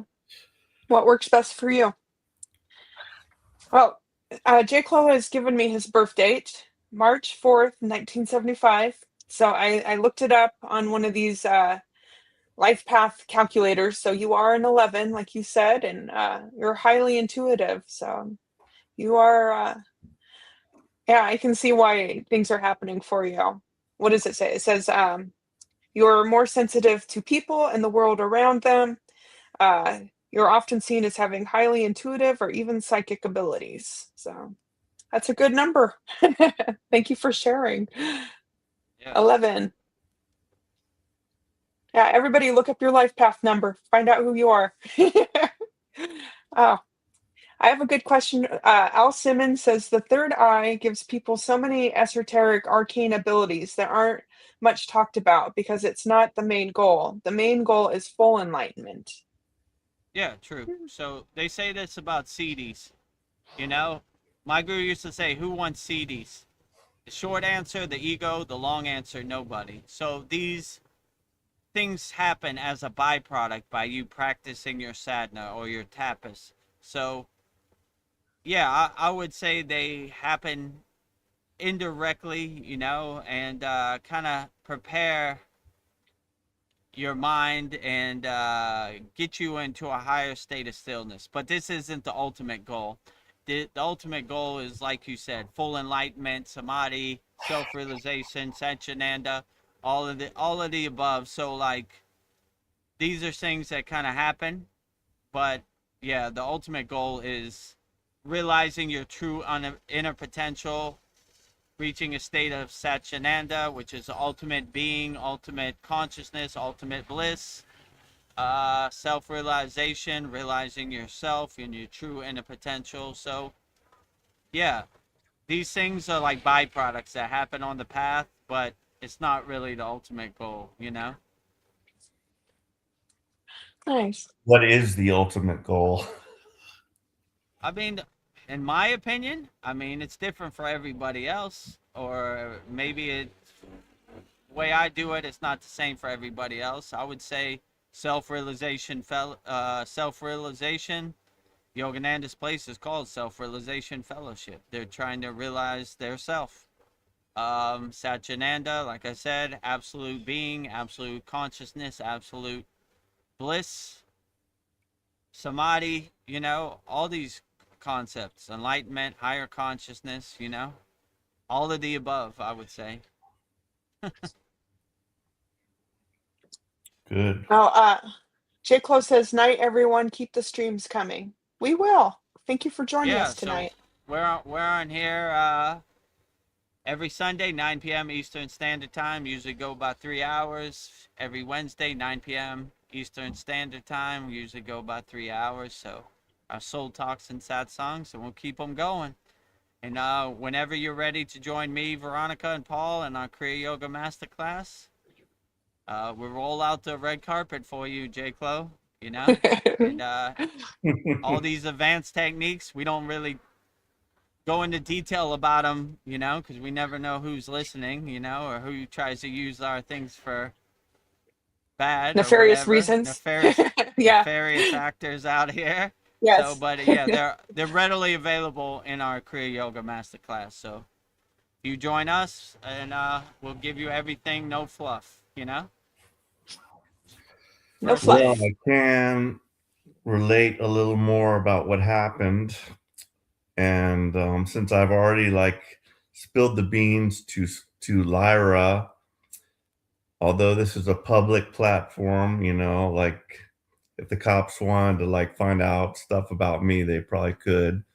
But yeah, so you know, I usually drink. I drink at work, and I was also so like what happened was I went to my eye appointment. I was totally stressed out. Like on the drive home, I was all blinded. Like I hit the brakes one time because like I saw a shadow and I couldn't like interpret what it was. I thought there was a big truck stopping in front of me, but it was nothing. Oh, And I just hit the brakes. And then I'm like, oh, I'm just gonna go to work and just like sit it out for a while.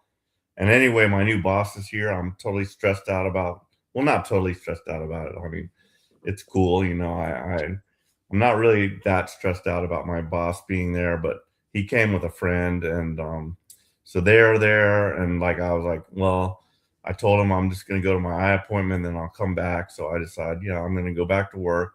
So I made it there. I missed my turn off because again, my eyesight's not good. I had to, and I have to like by necessity, I have to go down the highway route because that's the only way to get to the Fort Worth VA. So I made it back to work, and I like the boss wasn't even there. They had left out. I can't remember if they came back, and then I said, well, whatever. But I don't remember exactly what happened. But I was like totally stressed out. So I'm like, and I'm like, I don't want like my normal routine is I'm drinking at work. yeah. Ridiculous, but I get there around 12. Usually I try to eat first because you know that helps me, you know, maintain my everything. But Yeah. so I did eat when I got there, and then I went to my appointment. They weren't there immediately, and then they did finally arrive, and I said I got to go to this appointment. I did also. I've been finding various people because they cannot really rely on me, you know, like I already told them my situation, ready to retire. I'm going to help you out for a while here, like get the ball rolling. I've already set the shop up. I've already got my customers starting to come there. So like my job's pretty much done as long as it like, depending on what happens when my wife gets here, if she wants to work, one of us is going to work, at least, and my goal, hopefully I'll be just Mr. Mom. But I went before I even got into work. I'm just like, fuck it. I need some beer at this point. Cause when I got there that morning, that they were there at about 1 o'clock, and like I usually start drinking about 2, and I couldn't drink, and so and besides that, I didn't want to have any drinks when I went to my eye appointment. But then after that, I was like, oh, I need a little something something right now. So I went and I got like 2 beers. And then I got to the shop. Well, actually, I drank one in front of the Quick Trip. I just drank one. I'm like, because they're probably going to be there. I need at least one, but they weren't even there. So I brought the next one in with me, and I finished that, and I just waited there till 5. They never showed. Then on my way home, I got another one. So I'm driving, and I've got a DUI in my record. Happened about 2 years ago. There was like a crazy ex-girlfriend. You might remember it. I don't know. I'm pretty sure I've shared a little bit about that with you, but like that led to my DUI because there was a breakup, and then I was like, I kind of knew it wasn't going to work, and I kind of initiated the breakup, but then she didn't contact me back. And then one night I was drinking. I went there, got drunk as heck. Well, not drunk as well. I drank way too much, way too fast, and I just thought it would be a good idea to go there and try to work things out.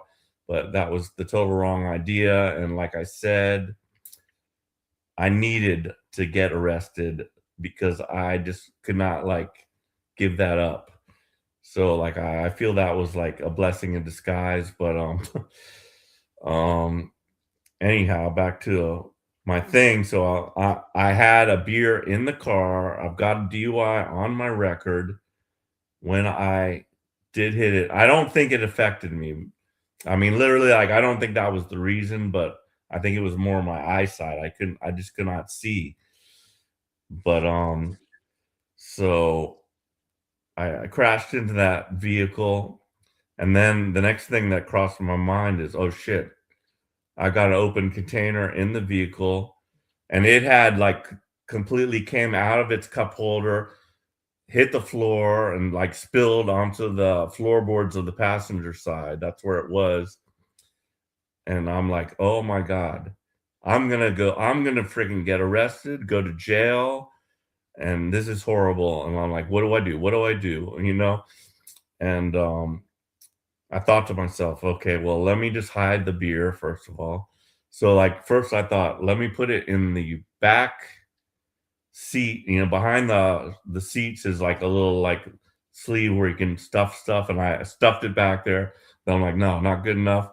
Then I was like, oh, center console. Like I opened up the center console, and like I had some papers in there. I'm like, underneath the papers, that's good. And then like later I like shut it, and I was like, yeah, that's good. I got out of the vehicle. I saw the dude in front of me. He was out of his vehicle, and he was on the phone. It was like this Mexican guy. And I went up to him and told him what happened, but like he didn't understand me. But the guy on the phone spoke English, so I just told him, sorry, this happened, but this is what happened, blah blah blah. And then I went back, and I'm still like, oh well. The first thing I did was call 911 immediately, and I called my daughter next and told her to come get me. And then so then during that time frame, like I'm like, well, they haven't even come yet. And I'm like, oh, smart move. Get the freaking beer out, completely out of your car, the open container. So I like, while no one, there was not really anybody around besides the other driver. I just like grabbed it, and I just like walked over to the side stream and just like ditched it. So then the cops pull up. Like I was thinking like, oh, what more could I do? I had some like tissue. I was like, let me just mop this shit up. But it was too late at that point. I was like, oh, and I didn't know if they're going to look in my vehicle or like assume that I've been drinking because of my past record or anything like that. But I just like I'm perfectly cognizant and I'm not stumbling or anything because, I have a high tolerance because I do this shit every day. And so I just walked up to the cop. I said, "Sir, here's what happened. I'm a military veteran. I just had my, eye shots, and not like the vehicle in front. I don't know if I don't know if I said this, but I'm gonna play this out for the insurance company. I don't know if he had his turn signalers on because I didn't see him. I just didn't see him until the last minute, and by then it was too late. And so all he did was ask me for. He didn't even ask me for my insurance, which they usually do. He just got my license number. I said, "Well, my daughter's here. Can I go?"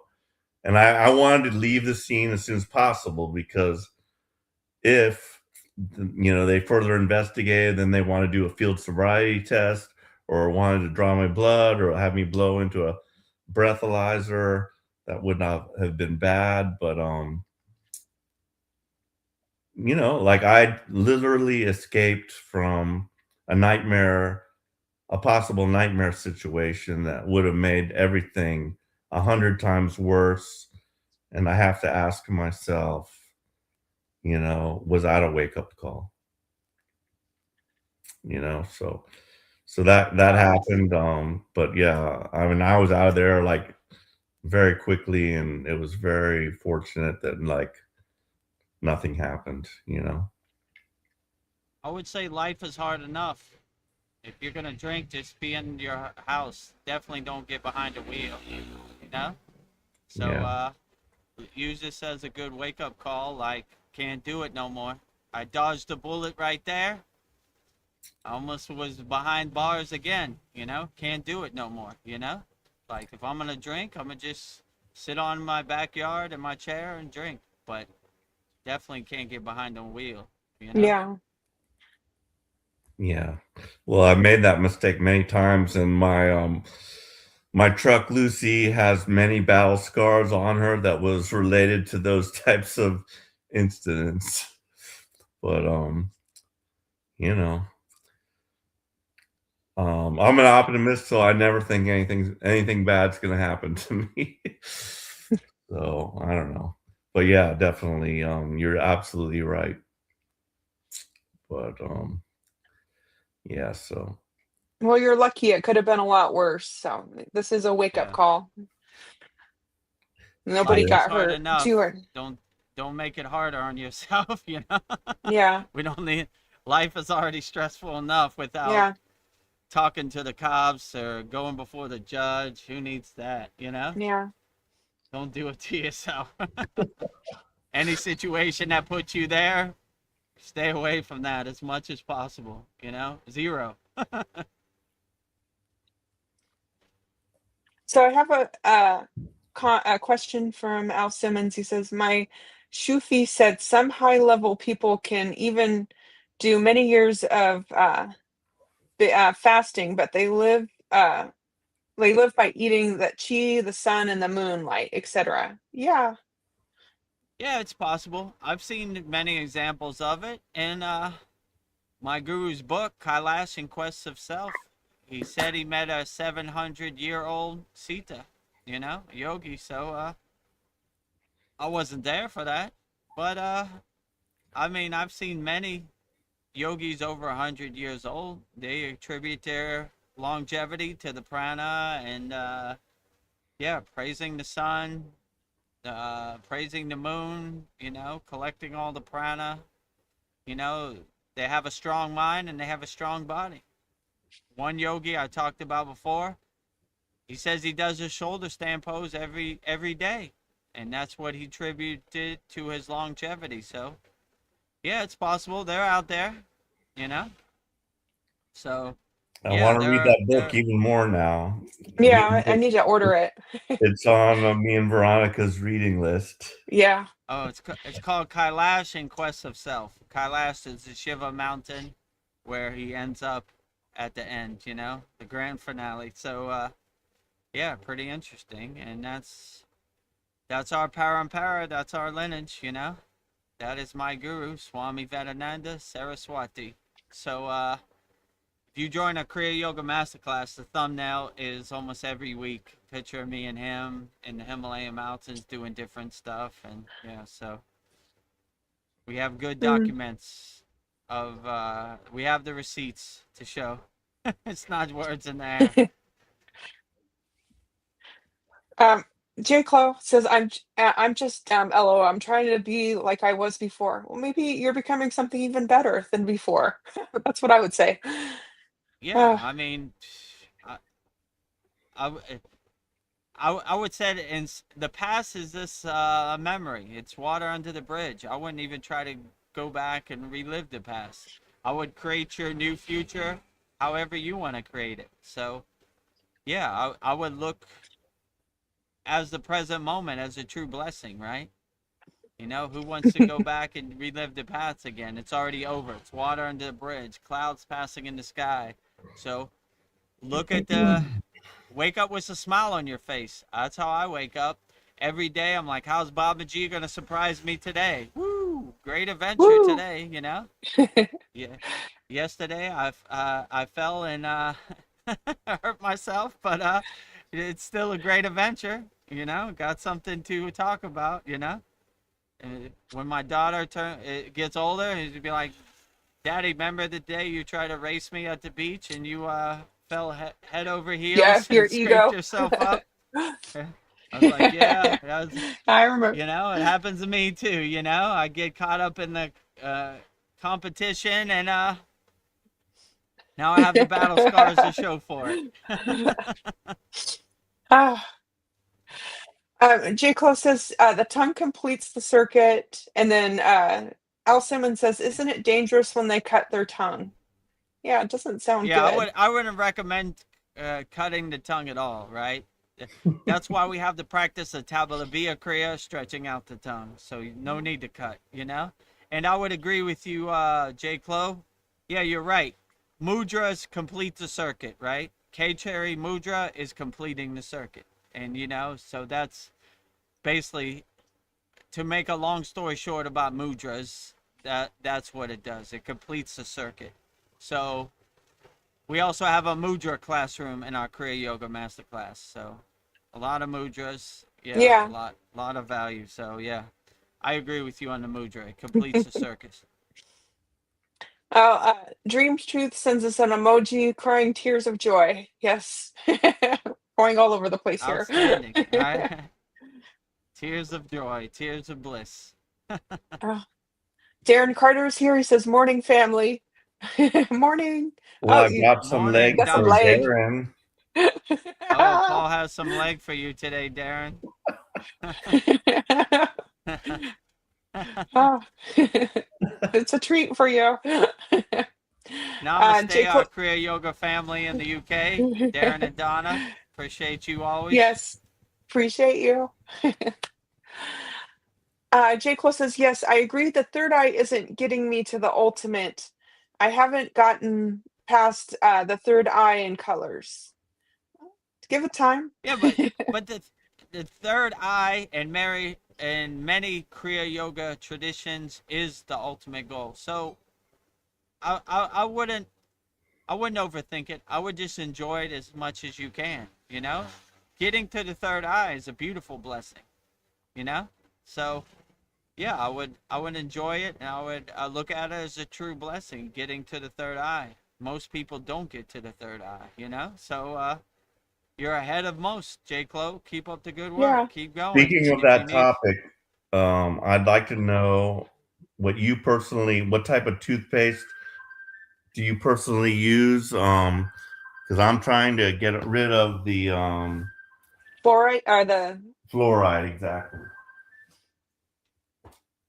I mean, I don't really think about it too much. You know, I use some natural toothpaste, but it's my personal preference. I don't think yeah. toothpaste is a hinder to my third eye being calcified or blocked or any of that. You know, Yeah, because I'm with I my mean, yoga group right now. I basically see it as Yeah. like uh I want to reach my consciousness so high that I'm unaffected by any toothpaste or anything, you know? So I don't feel my I third eye is see. calcified at all. You And want if to it meet the yoga group? anything and anything tried to block Oh my my third god. eye, I would try to reach a higher level where it's not it doesn't matter, you know.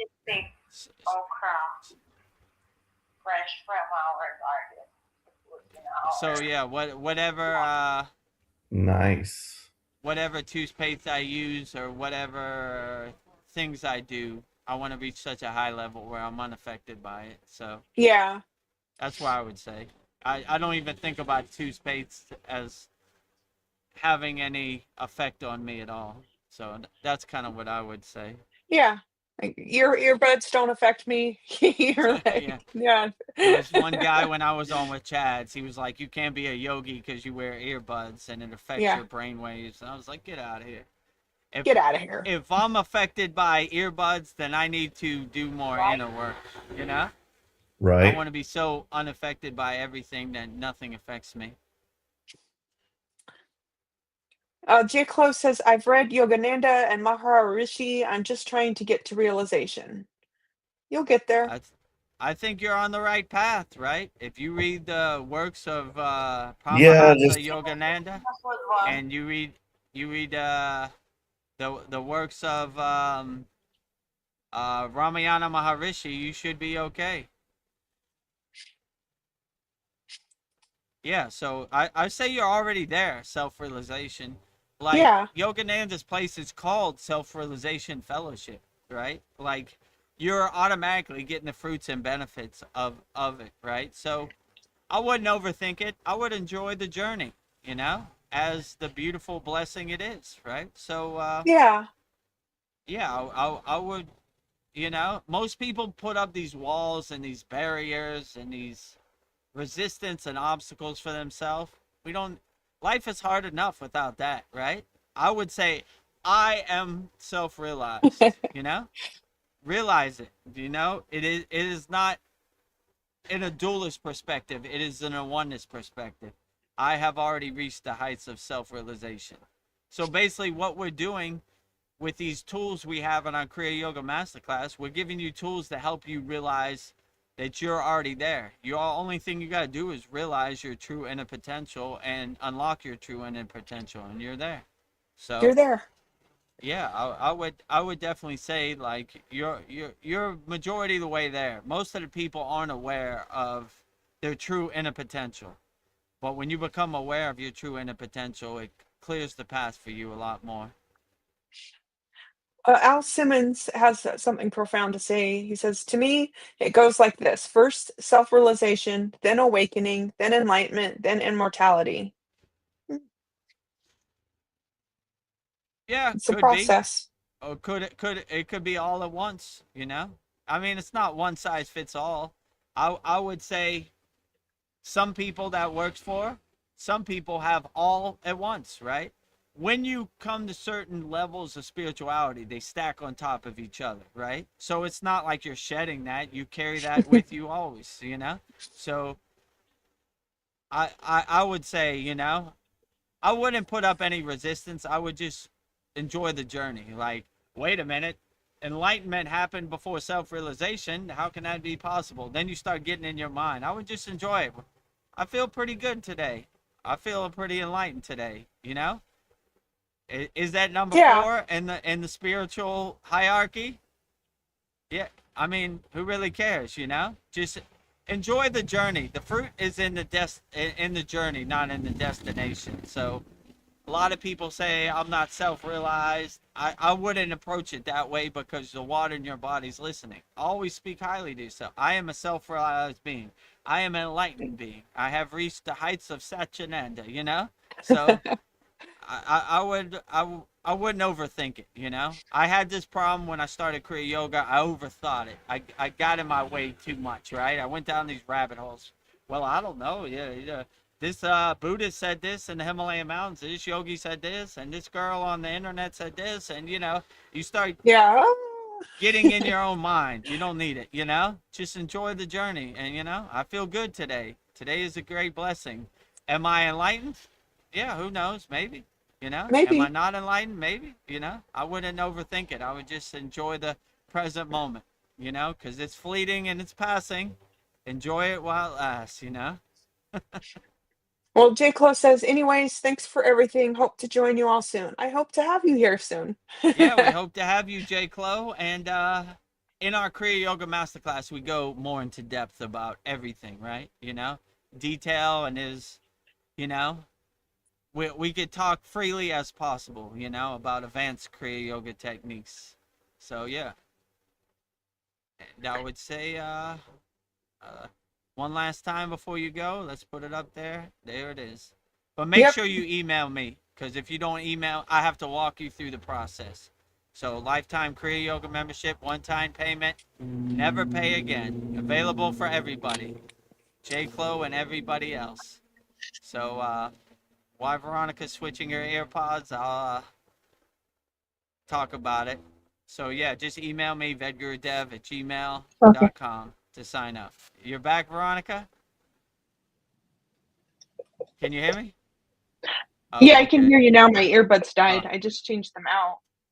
oh, okay. Yeah, no problem. I Oh, was trying to fill the time. They died again? well, it's coming to the computer. Let me try this again. Okay. I can What hear you. I'm here. I'm do you back. remember what question we were on? Yes. Um, J. Clo says that Okay. Paul smelled of alcohol, beverage, eyes bloodshot, and glassy LOL hands behind your back, LOL. Yeah. Yeah, who needs it? Life is hard enough, right? Without talking to the police, putting the handcuffs on you, putting you in a cage, going to see the judge. Oh my God, who needs that? You know? That Yeah. sounds like hell just thinking about it. You know, don't do it to yourself. You know, do things that uplift you and help you. Don't things that don't lower you and dull you and put you in stressful situations. Who needs it, right? I hope my whole life never to see the judge at court. I hope my whole life never to see a doctor. I hope my whole life never to see the police. You know, these are things I want to go my whole life, never a thing, right? So hopefully I get my wish. So yeah, do things that don't put you in front of a judge or in a cage for sure. You know, life is too short. Life is too fleeting. We got enough headaches out here without making more headaches for ourselves. So if you want to have a couple glasses of whiskey in the comfort of your home, please do not get behind a wheel for your own sake and for other people's sake, you Yeah. know? So we don't need it, you know? Be safe out there, J. Clo. Arishal is here. Hi, Arishal. He says, Namaste, Kriya Yoga family. Namaste. Namaste, Arachel. Hope you're doing great wherever you're coming to us from in the world. Appreciate you always. Have any questions? Put it in the YouTube chat. We'll answer them all wholeheartedly. Al Simmons asks, do you know of the microcosm orbit meditation? Have you heard of this?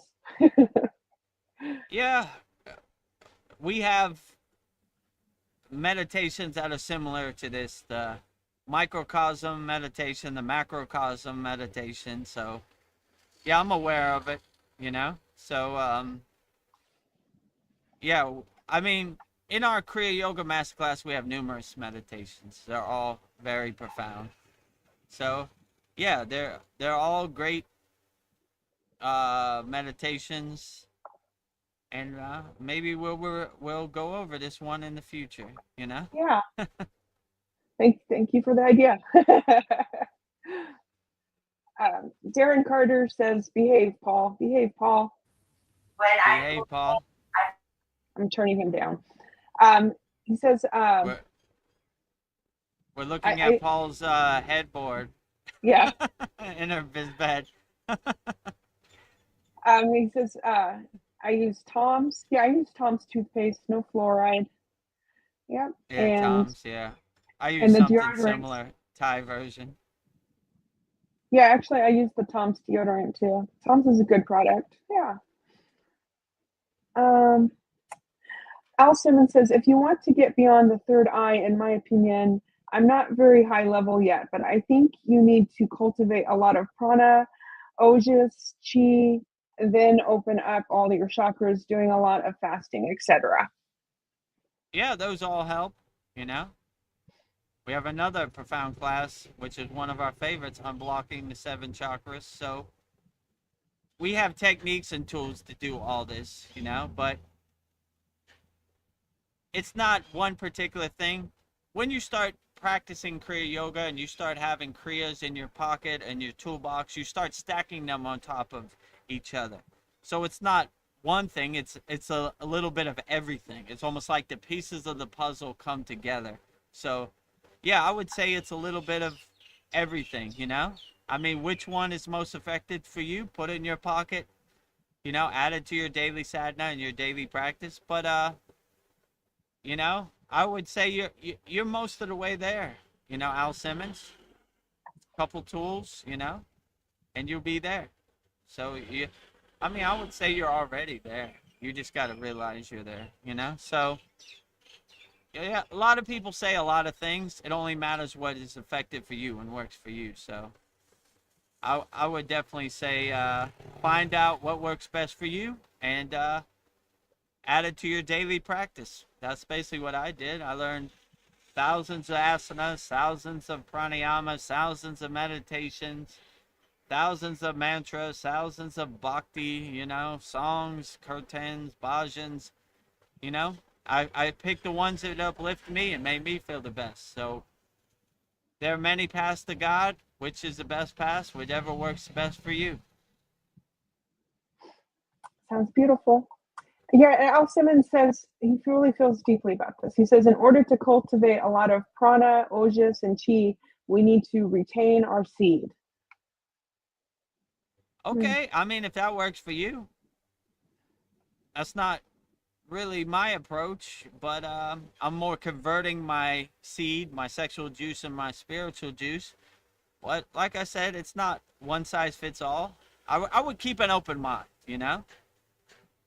I mean, you cultivate your prana, you control your prana through your pranayama practice, which we have a lot of classes on also, you know? So, but yeah, if you cultivate this and your prana and your chi, you'll be okay. I wouldn't overthink it too much, you know? Could it be the seed? Yeah, maybe. Could it not be the seed? Yeah, maybe. I would just do what uplifts you and makes you feel the best, and don't let other people's narrative or story become your story, you know? You tell me what works best for you, you know? I found it most effective to hold my seed. Okay, great. Or I found it most effective to convert my sexual juice into my spiritual juice through brahmacharya. Okay, great. You know? So, you know, a lot of people say a lot of things, but only thing that matters is what works for you. So if you feel chi and seed retention is your path, outstanding. No judgment on it at all. Yeah. Many ways to get there. Many ways to get there, for sure. Arishel asks, when does the offer for the lifetime membership end? Because I'm waiting to get paid. I mean, I'll keep it open for you. There's no real ending. We're trying to, I mean, we've had a lot of success. It's our best offer. A lot of people have taken us up on it. We have over 103 members now. I'll keep the door open and the light on for you, Arishel, you know? So when you get paid, just email me and I'll walk you through the process, you know? So, I mean, I would say in the meantime, sign up to SKOOL, create like a profile picture, your bio, you know? So when that money comes in, that you could do that 100% free, you know? Or yeah, join our free school. And when the money comes in, then upgrade to the paid school, you know? Our free school is freekriyayogamasterclass.com. You know, join the group. You're in there for free. And it'll give you some tools and some stuff to practice in the meantime till you're ready. But yeah, I'll keep the door, light on for you and the door open. Yeah. The lights are Let always me on. see. And put up the offer so yeah, everybody else, it's readily available for everybody, right? So anybody who wants to take me up on this offer, email me, vedgurudev@gmail.com, the email at the bottom, and I'll sign you up, whenever you're ready, at your own timing, I know it's difficult out there in the new year 2026, but when you're ready, I'm ready. So email me anytime. And in the meantime, if you're financially strapped, just join the free Kriya Yoga School, freekriyayogamasterclass.com.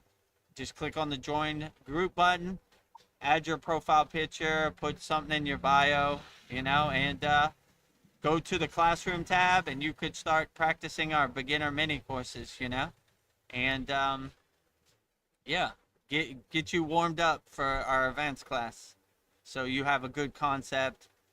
Who is Vedagurudev? Who is my guru? What is Kriya Yoga? How to practice Kriya Yoga. What is the fivefold path of Kriya Yoga? And I think we have 7 beginner mini courses. Yeah, that will get you started. Yeah. So yeah, some good value in there. And whenever the money comes in, then email me and I'll upgrade you to the Kriya Yoga Masterclass. But in the meantime, just sign up to school if you're not already signed up, and join our free school, and it'll make the transition a lot more easier. Well, Arishel says, thank you. I really appreciate it. And 3 prayer hands. Thank you, Rochelle. Love to have you as a member in our Kriya Yoga School. And when you become a lifetime member, you could go at your own pace. You don't have to show up to every class. You can if you want.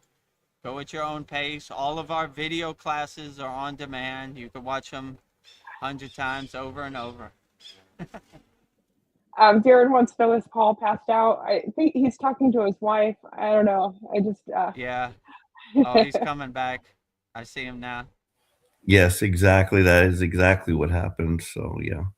And I did ask her if she wanted to meet the group, but she's a little too shy. Yeah, we heard you. Well, Are you finished now, or Yeah. still on the call? Oh, okay. Finished. Paul, Darren says, there you go. There you go. Back.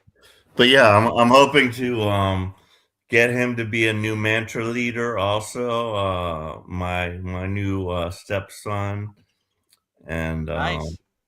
but he's a little shy also, but I think he can overcome it. I definitely do. He's How pretty old is he?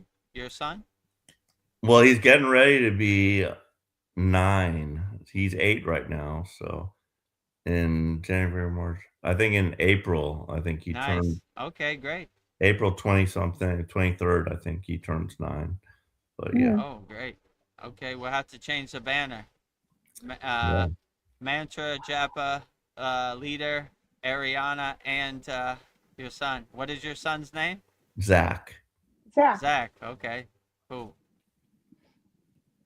So yeah, I think I put some pictures one time, but when I was over there. I remember your pictures. A Yeah. yogi in training. Exactly. That was the one. But yeah, he does definitely like do the mantras with me, Nice. but he's a little shy to do it in public, but he's got that characteristic in him that I feel like he would do it, So we'll see if we can get him to do it. Nice. Whenever you're ready, Zach, let us know. And if he sees Ariana, that's gonna like give him confidence. I'm like, Yeah. what? She can do it and you can't? Are you crazy? Yeah. But so yeah. All Nice. is good. That would be beautiful. It would be. That's all the comments. I was wondering if you wanted to do some quotes and pay homage to our Kriya Yoga lineage, if you're up for that, Vedagurudev. Okay, let me take off the banner. Okay, yeah, we'll take Paul off for 1 second. For just a second. While we do. We did it at the same time. You put it back, right? Yeah, Okay, I think we all did it at the same time. All right, let's get set up for this. All right, okay, there we go. So I have four. I'm going to give you the option of who you would like to do. So I have Anandamai, Yogananda, Patanjali, or Lahiri Messiah. Who would you like to do quotes of? Mm. Uh, I don't know. I'm kind of feeling Ananda Mai today, you know? All right.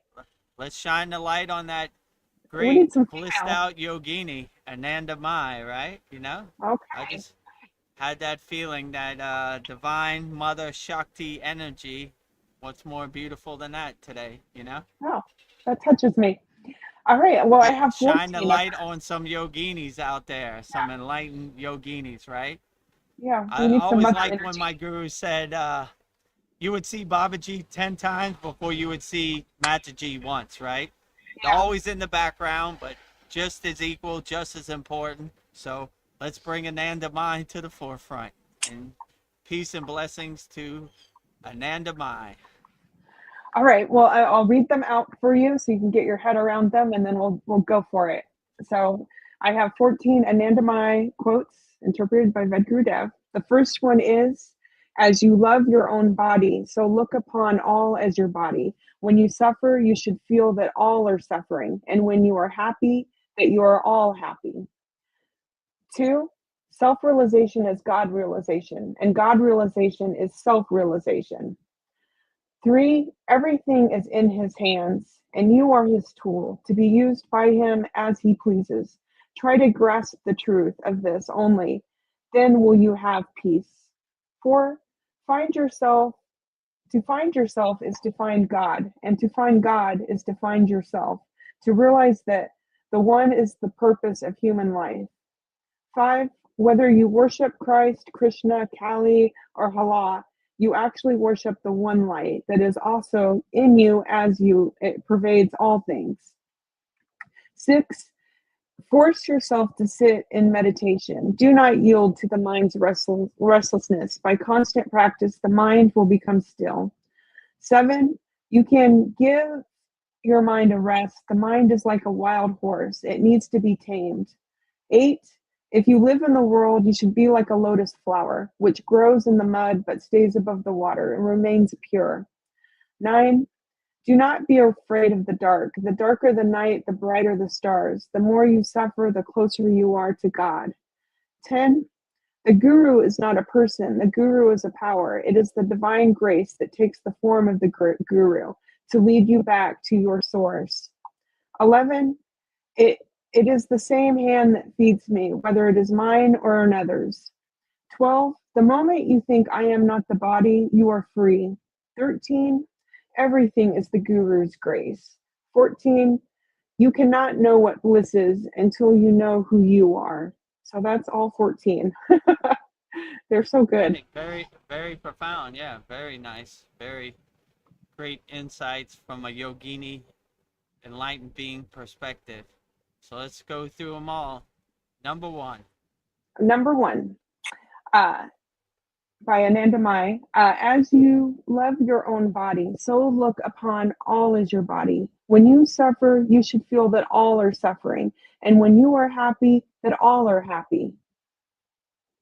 Yeah, so this is advanced concept in Kriya yoga.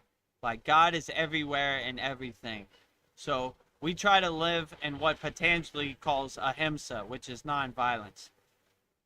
I'm not going to hurt myself and I'm not going to hurt others because I see myself as a reflection in others, right? Everything I do is a mirror. So why would I hurt that bird when I see myself as that bird?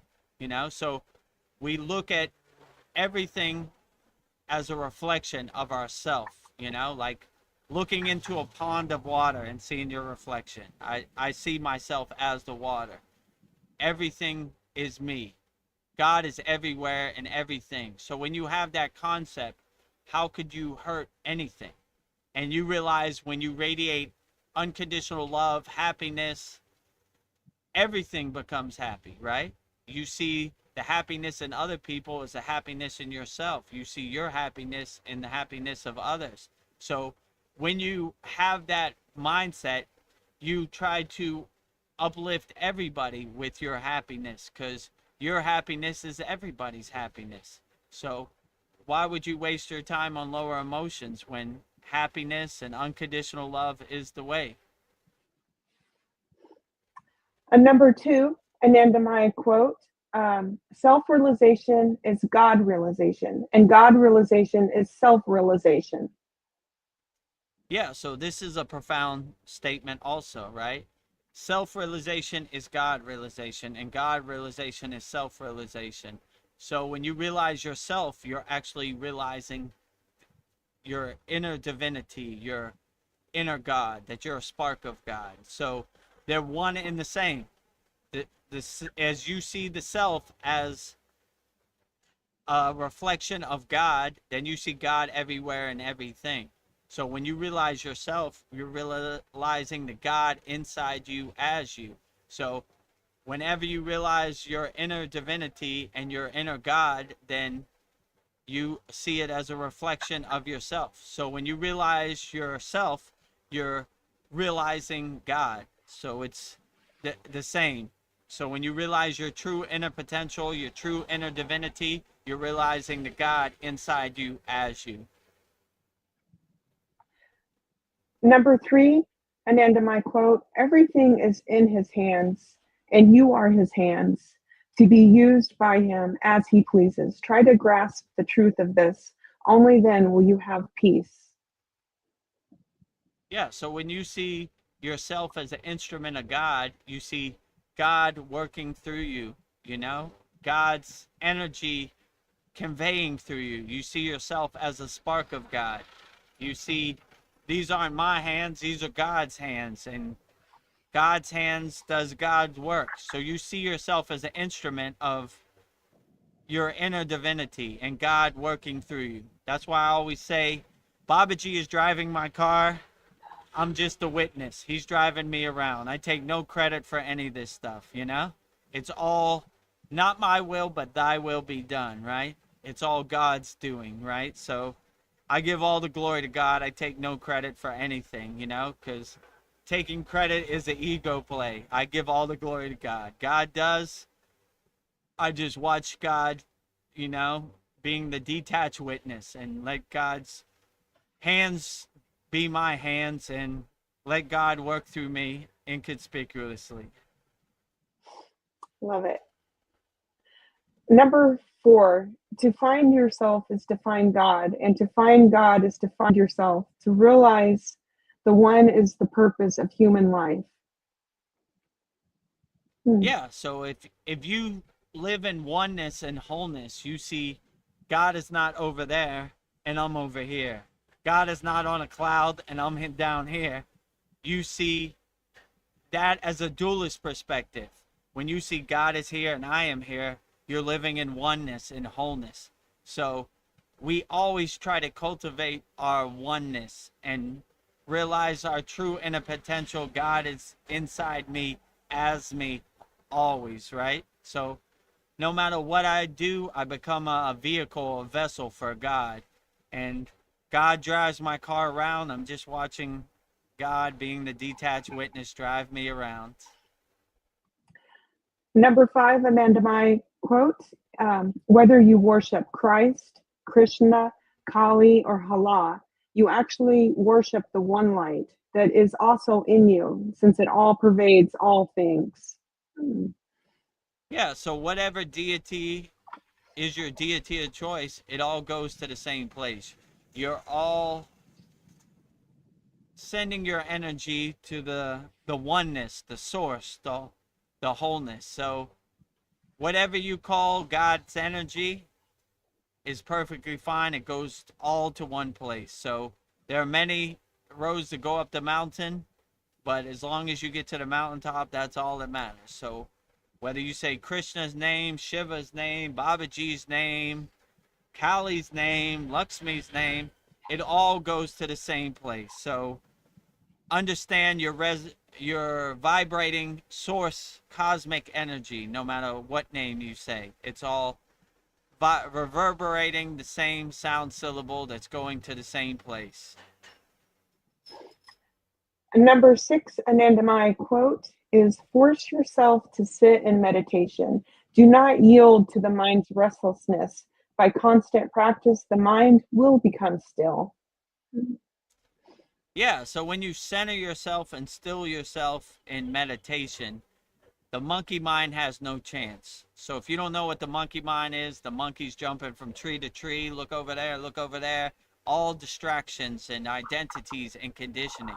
But when you really purify and cleanse yourself with Sudi and let go of all the distractions, you begin to have a profound meditation, and no thoughts really follow you into meditation. So when you center yourself and anchor yourself in meditation, you dull and still the ego and the monkey mind and the mental clutter out here, and you create some separation and distance between all your desires, identities, and conditioning. So yeah, when you really focus your mind and center yourself and anchor yourself in the mind, your meditation becomes more dynamic, and the monkey mind, the mental clutter, has no chance to distract you. No chance. Number 7, Anandamai quote is, whenever you can, give your mind a rest. The mind is like a wild horse. It needs to be tamed. Yeah, I agree with you. There's so much distractions. There's so many people pulling your attention. Look over here, do this, do this. What do you think about that? That it's really good to recharge your mind. Most yogis and yoginis recharge their mind in yoga nidra, giving their mind a rest, relaxing, calming and stilling your body. This is the ideal way to go to sleep. This is the ideal way yogis recharge themselves in yoga nidra. So yeah, I would definitely say this world is so chaotic and overwhelming and so stressful. You need to take a break some days. I remember what my guru told me, and it made me laugh. He's like, some days, Vedagurudev, you just need to take a shower, go back to sleep and call it a day. Tomorrow's a new day. We start off fresh. So we all have those days where it becomes super overwhelming. So don't blow your circuit. Don't blow your light bulb with this chaotic, overwhelming, Maya delusional world. Relax and calm down and, take a break, Yeah. Eat a good meal, take a cold shower, and just turn out the lights and wake up and start off fresh tomorrow. Tomorrow's a new day. Wipe the slate clean. Number 8, Anandamai quote is, if you live in the world, you should be like a lotus flower, which grows in the mud but stays above the water and remains pure. Nice. Yeah, this reminds me of the Buddha mantra. Oh, Mani Padma Hum. The lotus flower floats over the dirty water of the Maya delusional world. So yeah, well said, Anandamai. I agree with you 100%, right? You need to be a lotus flower floating over the dirty water of the Maya delusional world, untouched, untainted by the dirty water under you, which is the lower emotions, the lower instincts, the Maya delusional world. So be a pure, untouched, blossoming lotus flower, and untouched, untainted by the dirty water, the Maya delusional world under you. So yeah, always say Buddha's mantra, the lotus flower, the jewel, floats over the dirty Maya delusional world, untainted, untouched by it. Number 9, Anandamai quote is, do not be afraid of the dark. The darker the night, the brighter the stars. The more you suffer, the closer you are to God. Yeah. This reminds me of a quote in the Bible. Yea, though I walk through the valley of death, I shall fear no evil. When we become the light in the darkness, darkness has no chance. Darkness is scared of the light.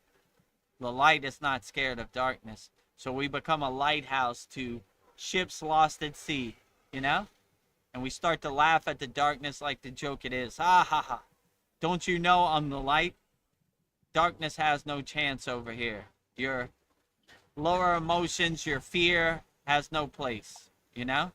We radiate unconditional love. We radiate God's divinity. We light every cell of our body with our own inner divinity, and we become a nuclear power plant, a sun radiating the divine light everywhere we go. And the darkness has no chance. The darkness is scared of the light. We're not scared. The light is not scared of the darkness. So we laugh at the darkness like it is. And when you have your own inner divinity and you reflect it onto the darkness, then the darkness melts like the Wicked Witch of the West and the Wizard of Oz. Melting, right? Melting. Darkness is scared of the light. The light is not scared of the darkness. So be a golden sun radiating that inner divinity and laugh at darkness. Ah, ha, ha. Have light, will travel, you know? Bringing my light to the party, my sun, divine energy, right? A nuclear power plant, right? Have light, will travel. Number 10, Nanda, my quote is the guru is not a person. The guru is a power. It is the divine grace that takes the form of the guru to lead you back to your source. Interesting.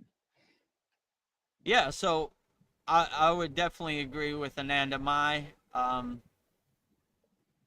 The guru is like a guide, is like a light guiding you on the path, but it's mostly like a companion, a friend that helps guide you and take you where you need to go. So I wouldn't look at it as a guru as like a divine being. I would look at it as more as your companion guiding you. So don't put the guru on a pedestal. The guru is just a guide to take you home to source.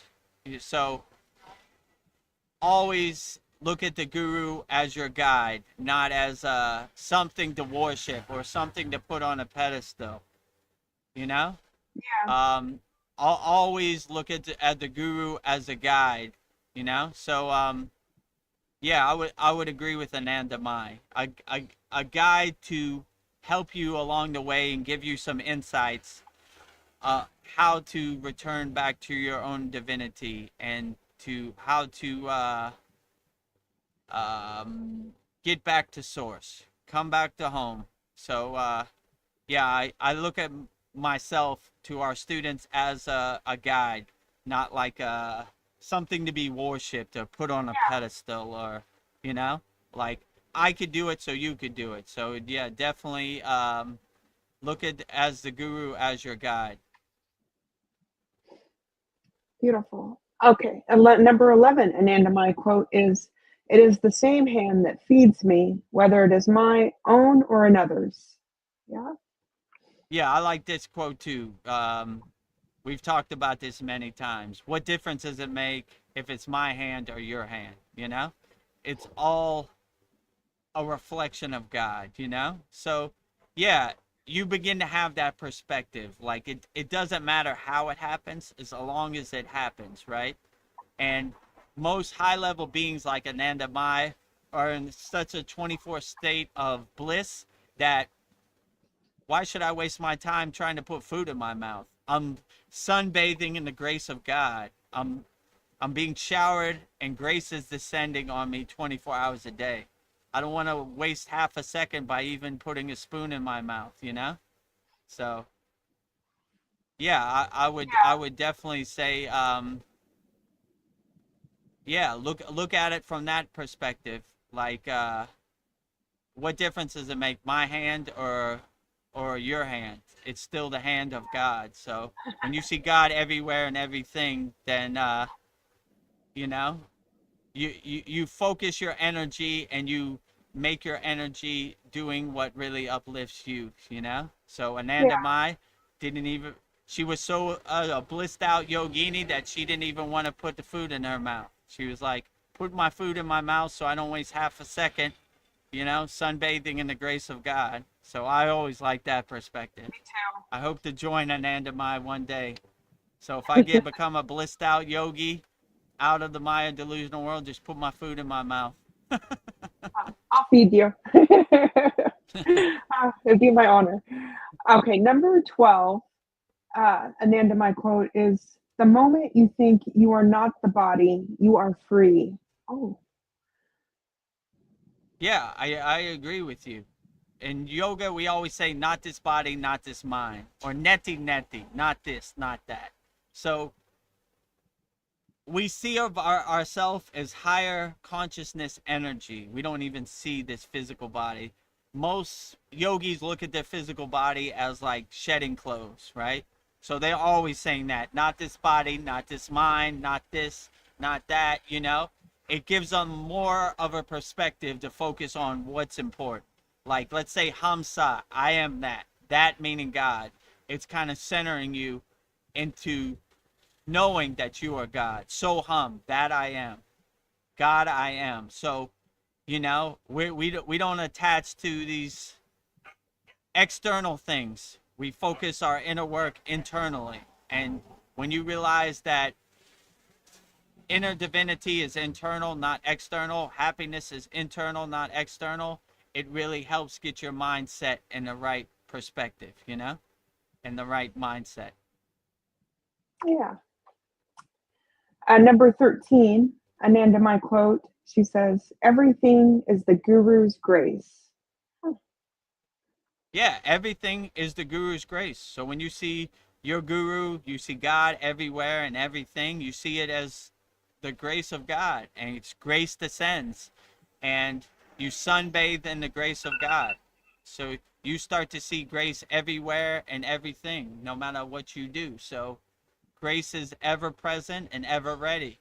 And all we have to do is be open and receptive to the grace that is around you. So when you see the guru's grace everywhere and everything, then you're readily aware and you stay ready so you don't have to get ready. You know, grace descends.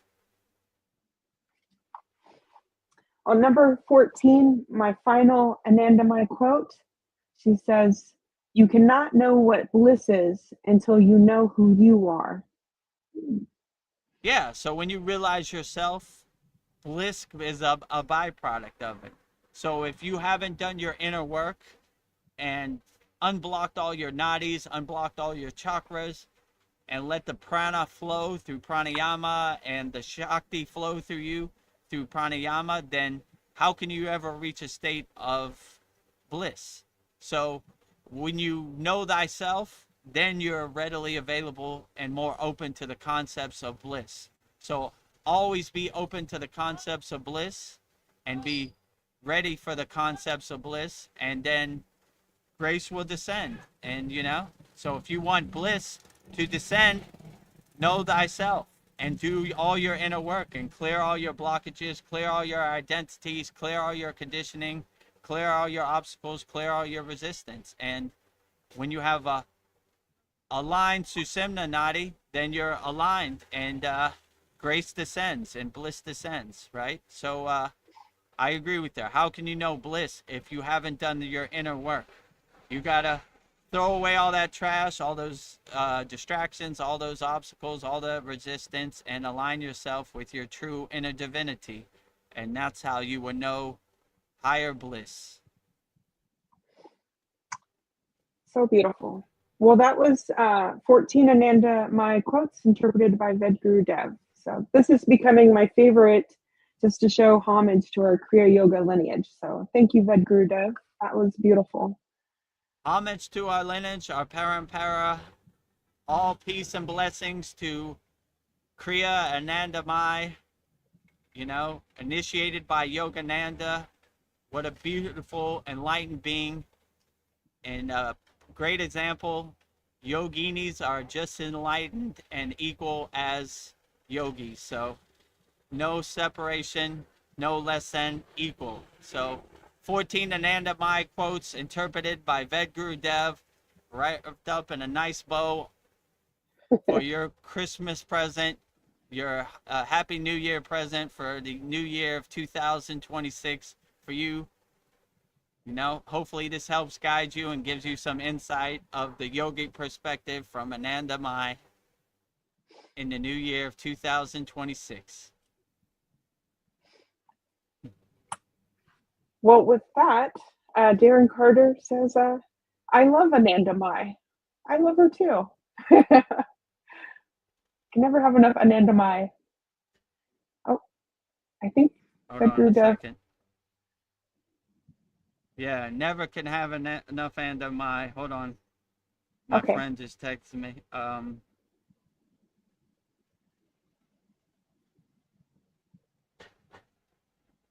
second. okay.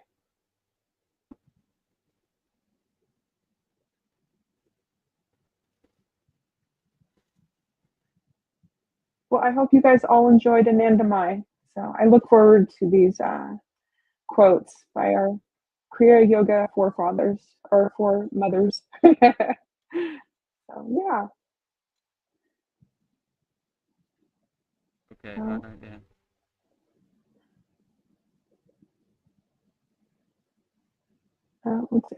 Paul, I guess you're burnt out and you're retreating to YouTube. Thank you, Paul, for joining us tonight.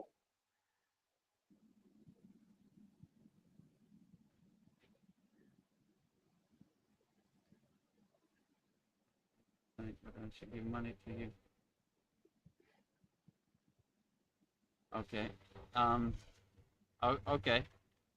All right. Do we have any questions in the YouTube chat? Just a couple comments. Darren Carter says, I love you too as well. And Darren Carter says, she radiates bliss. She sure does. Yeah, she does radiate bliss. I agree with you. Ananda Mai is a blissed out yogini.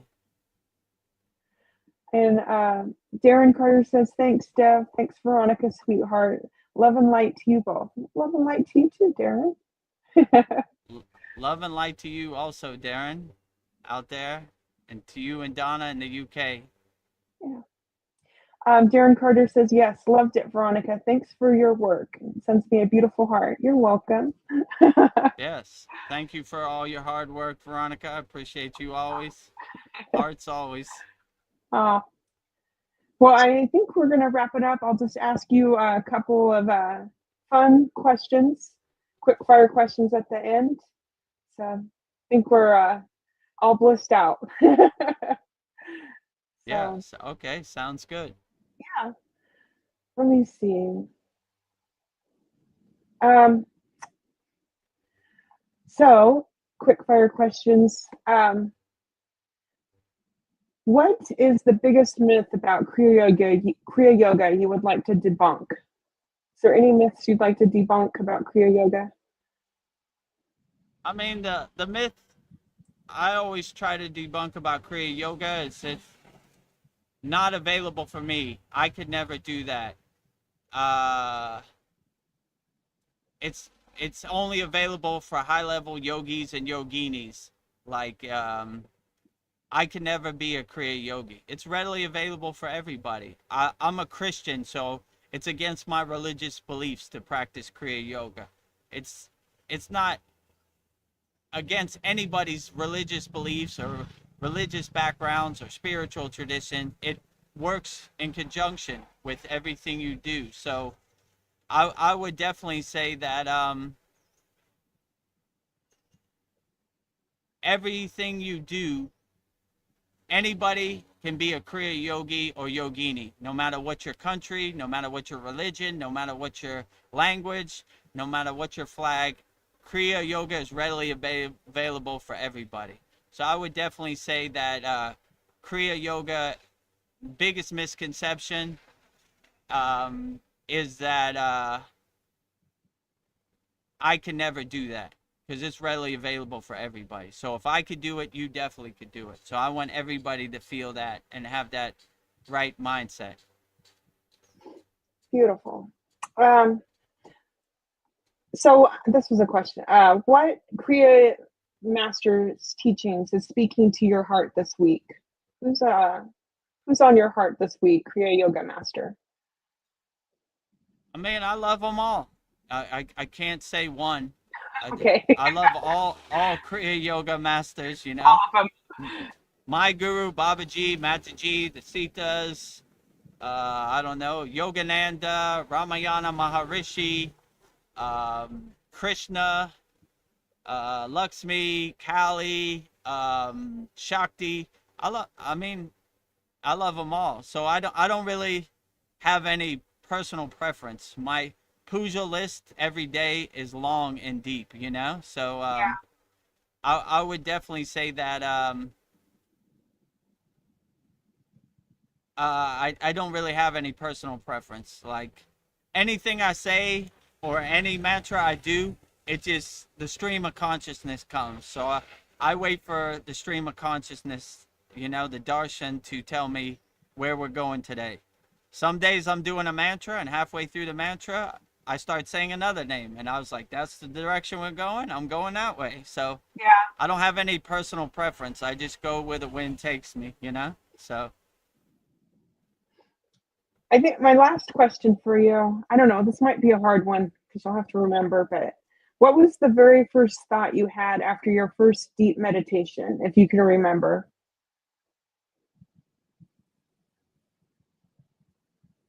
after my first meditation, what was the deep thought I had?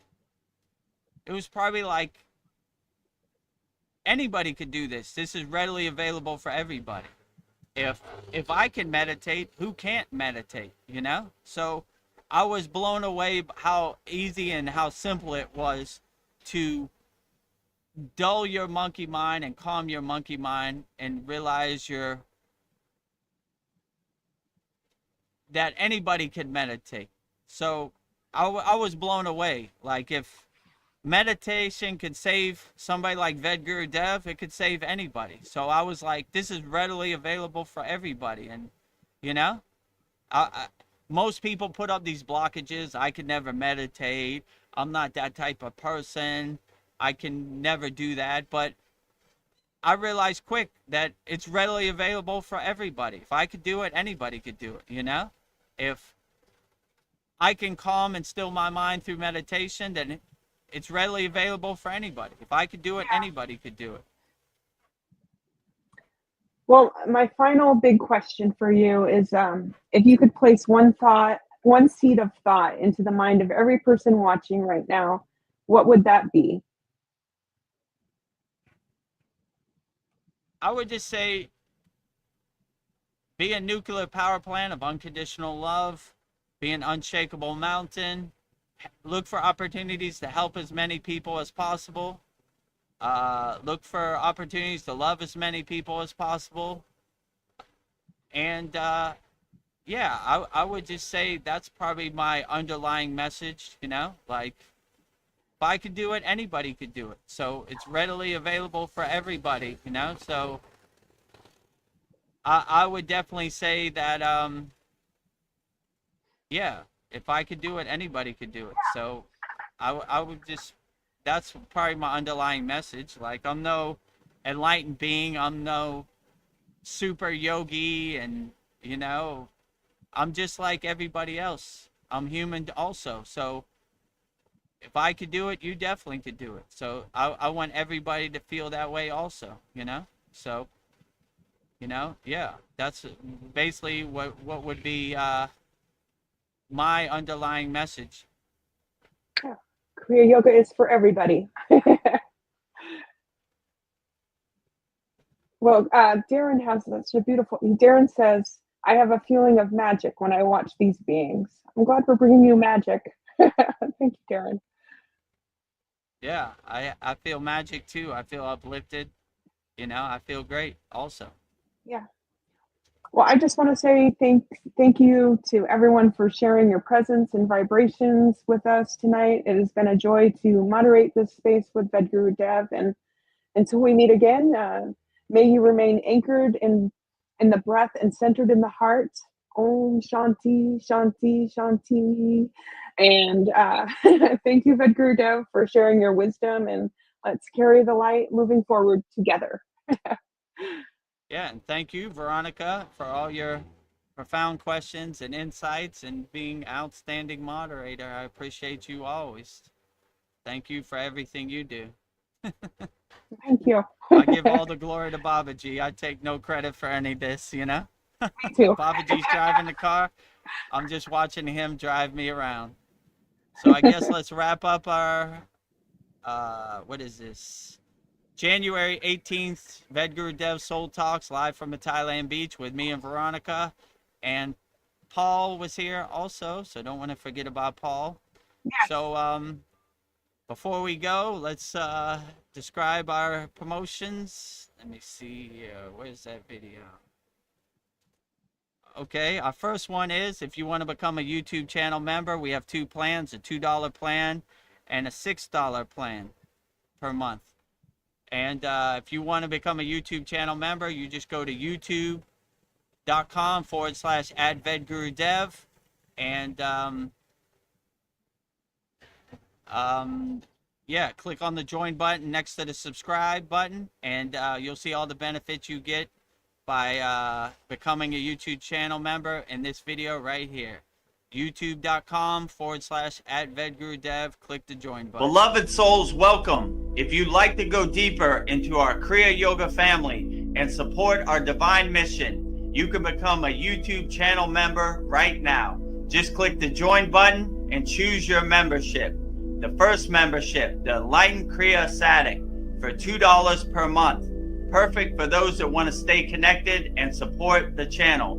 You'll receive loyalty badges, super chat, and super stickers, priority replies to all your comments. A beautiful way to be part of our Kriya Yoga family. The second membership, the Self-Realized Kriya Yogi, for $6 per month. For those that want full community experiences and deeper access, member shout out during our live streams, and the ability to record your own voicemail with your questions played on all of our live stream. This is a direct connection into our Kriya Yoga community. Choose your membership, add your payment method, and join today. Your support helps spread Kriya Yoga worldwide and Babaji's divine light to the world. Jai Babaji. Jai Babaji. So if you want to become a YouTube channel member, go to youtube.com/@Vedagurudev. Click on the join button next to the subscribe button, and you'll be a YouTube channel member. Greatly appreciated. So our next offer is visit our Kriya Yoga store for all your spiritual needs. Just go to kriyayogashop.com and support Veronica's divine hand-painted artwork on our Kriya Yoga shop. Just go to kriyayogashop.com. We have Veronica's divine hand-painted artwork on canvases, tumblers, notebooks, and shirts. And you'll see everything we have available on our Kriya Yoga store. Just go to kriyayogashop.com and you'll see everything in this video right here. Go to kriyayogashop.com and explore our Kriya Yoga store, created to support all your spiritual needs on the path.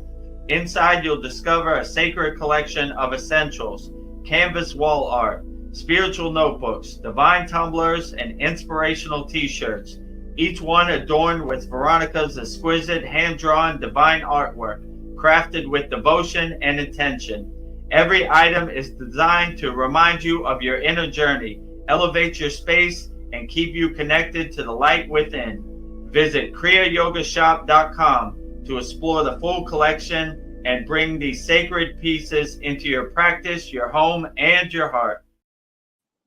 So bring Veronica's divine hand-painted artwork into your practice, your home, and your heart. Just go to kriyayogashop.com and you can see all the Right above my head. above Veronica's head, you know. So, and it's also down here, kriyayogashop.com. And our last offer is, if you would like to master the supreme science of Kriya Yoga, join me, Paul, Veronica, Darren, all of our 103 Kriya Yoga School Masterclass members, practicing the advanced techniques of Kriya Yoga wholeheartedly. Just go to kriyayogamasterclass.com and you can see everything in this video right here. All the benefits you get by becoming a member of our Kriya Yoga Masterclass. Namaste, I'm Vedagurudev, and today I'm going to share a proven spiritual system that's already helped thousands experience deep transformation. When you join the Kriya Yoga School Masterclass, here's exactly what you'll get. Weekly deep dive classes, Saturday at 11 a.m. Eastern Standard Time. Bi-monthly Holy Fire Yagna ceremonies to clear energetic blocks. Weekly satsangs and Q&A, Wednesdays at 9 p.m. Eastern Standard Time. Instant access to over 200 plus on-demand classes on asanas, pranayama, mantra japa, and meditation. Direct VIP access to me for daily mentorship and support. This is not just information, it's direct transmission, guidance, and transformation. Thousands have already said yes to the Kriya Yoga path. And if you're here now, something inside you is ready to. Click the Join Now button below, choose your membership, and begin your journey to inner freedom today. See you inside the Kriya Yoga School Masterclass. See you inside the Kriya Yoga School Masterclass. And for everybody out there, we have a special 2006 offer, $200 lifetime Kriya Yoga School Masterclass membership, one-time payment, never pay again. Email me, vedagurudev@gmail.com. My email's right there, and I'll walk you through the process, you know. Or if you want to become a monthly member, it's $50 per month. $250 per year. So this is our best seller. This is our best offer. A lot of people like this offer, and you never have to pay again. You could go at your own pace, your own timing, and all of our classes are there forever. So you could watch each class 100 times if you want. It's always on demand. So just email me, vedagurudev@gmail.com, and I'll sign you up and walk you through the process. So it's available for everybody. Anybody who's watching this, take me up on my offer. I'll walk you through the process, and we would love to have you in our Kriya Yoga Masterclass. So with that said, we'll wrap up our January 18th Vedagurudev Soul Talks live from a Thailand beach with me and Veronica and Paul. And before we go, if you're going through something, go ahead. Well, it's just Darren had a quick question. Dev, has YouTube been taking our payments? They took a payment from me for being a member. I think so. You know, it won't let me become a member of my own YouTube channel. So if you have some problem, let me know. I mean, I think it took. You should see like $6 from Google or YouTube or something. Yeah, I got an email that they took through my Apple card.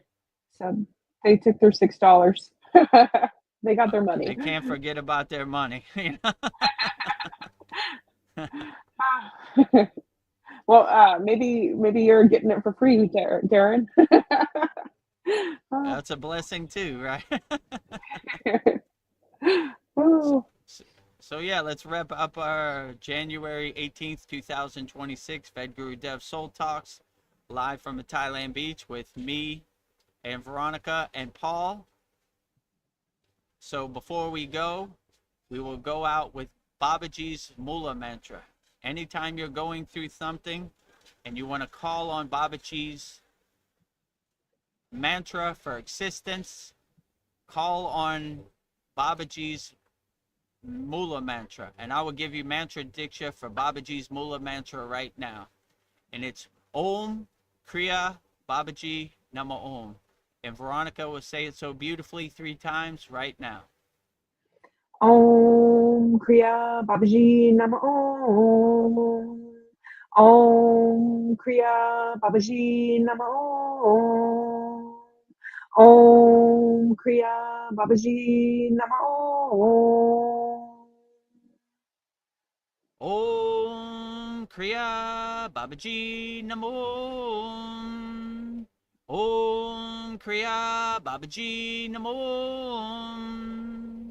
Om Kriya Babaji Namo.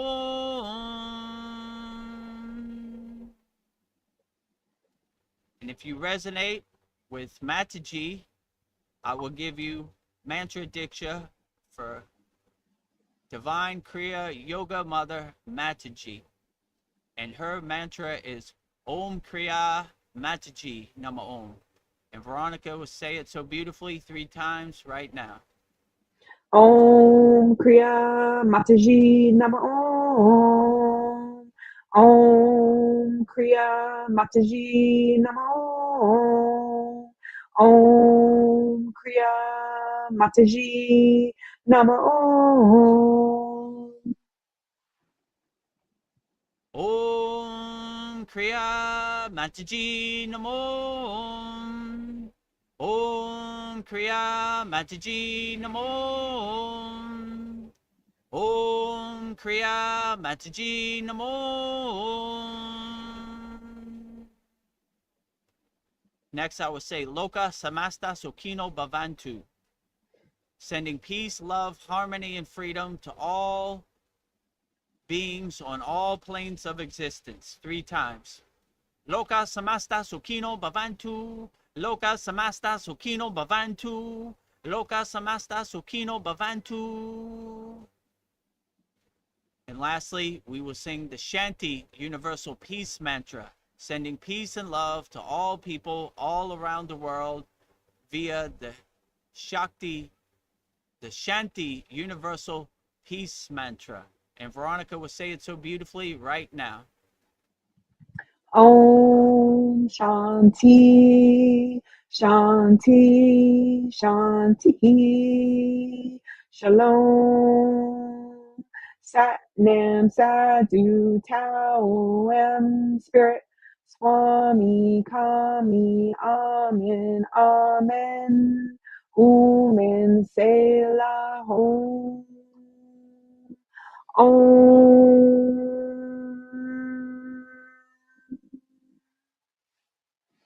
Om Shanti, Shanti, Shanti. Shalom.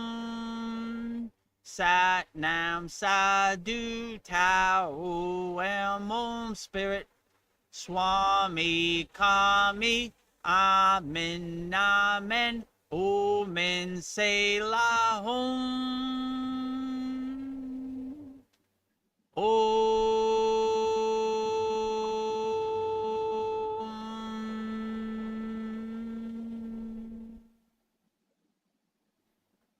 To become a YouTube channel member, click on the join button and choose your membership. Number 1, the Enlightened Kriya Yoga Sadik for $2 per month with good member benefits. Or number 2, the Self-Realized Kriya Yogi for $6 per month with great member benefits. Choose your YouTube membership and join today.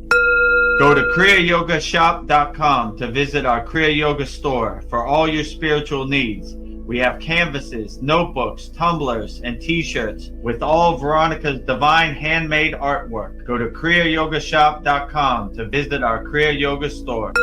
Thousands have already said yes to the Kriya Yoga path. And if you're here now, something inside you is ready to. Click the Join Now button below, choose your membership, and begin your journey to inner freedom today. See you inside the Kriya Yoga School Masterclass. Kriya Babaji Namo.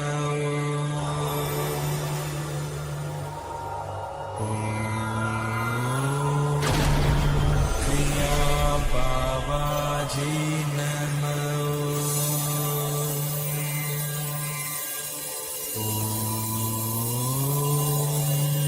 Kriya Babaji Namo.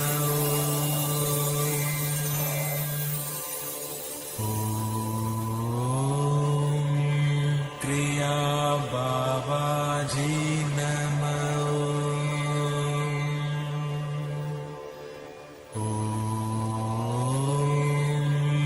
Kriya Babaji Namo.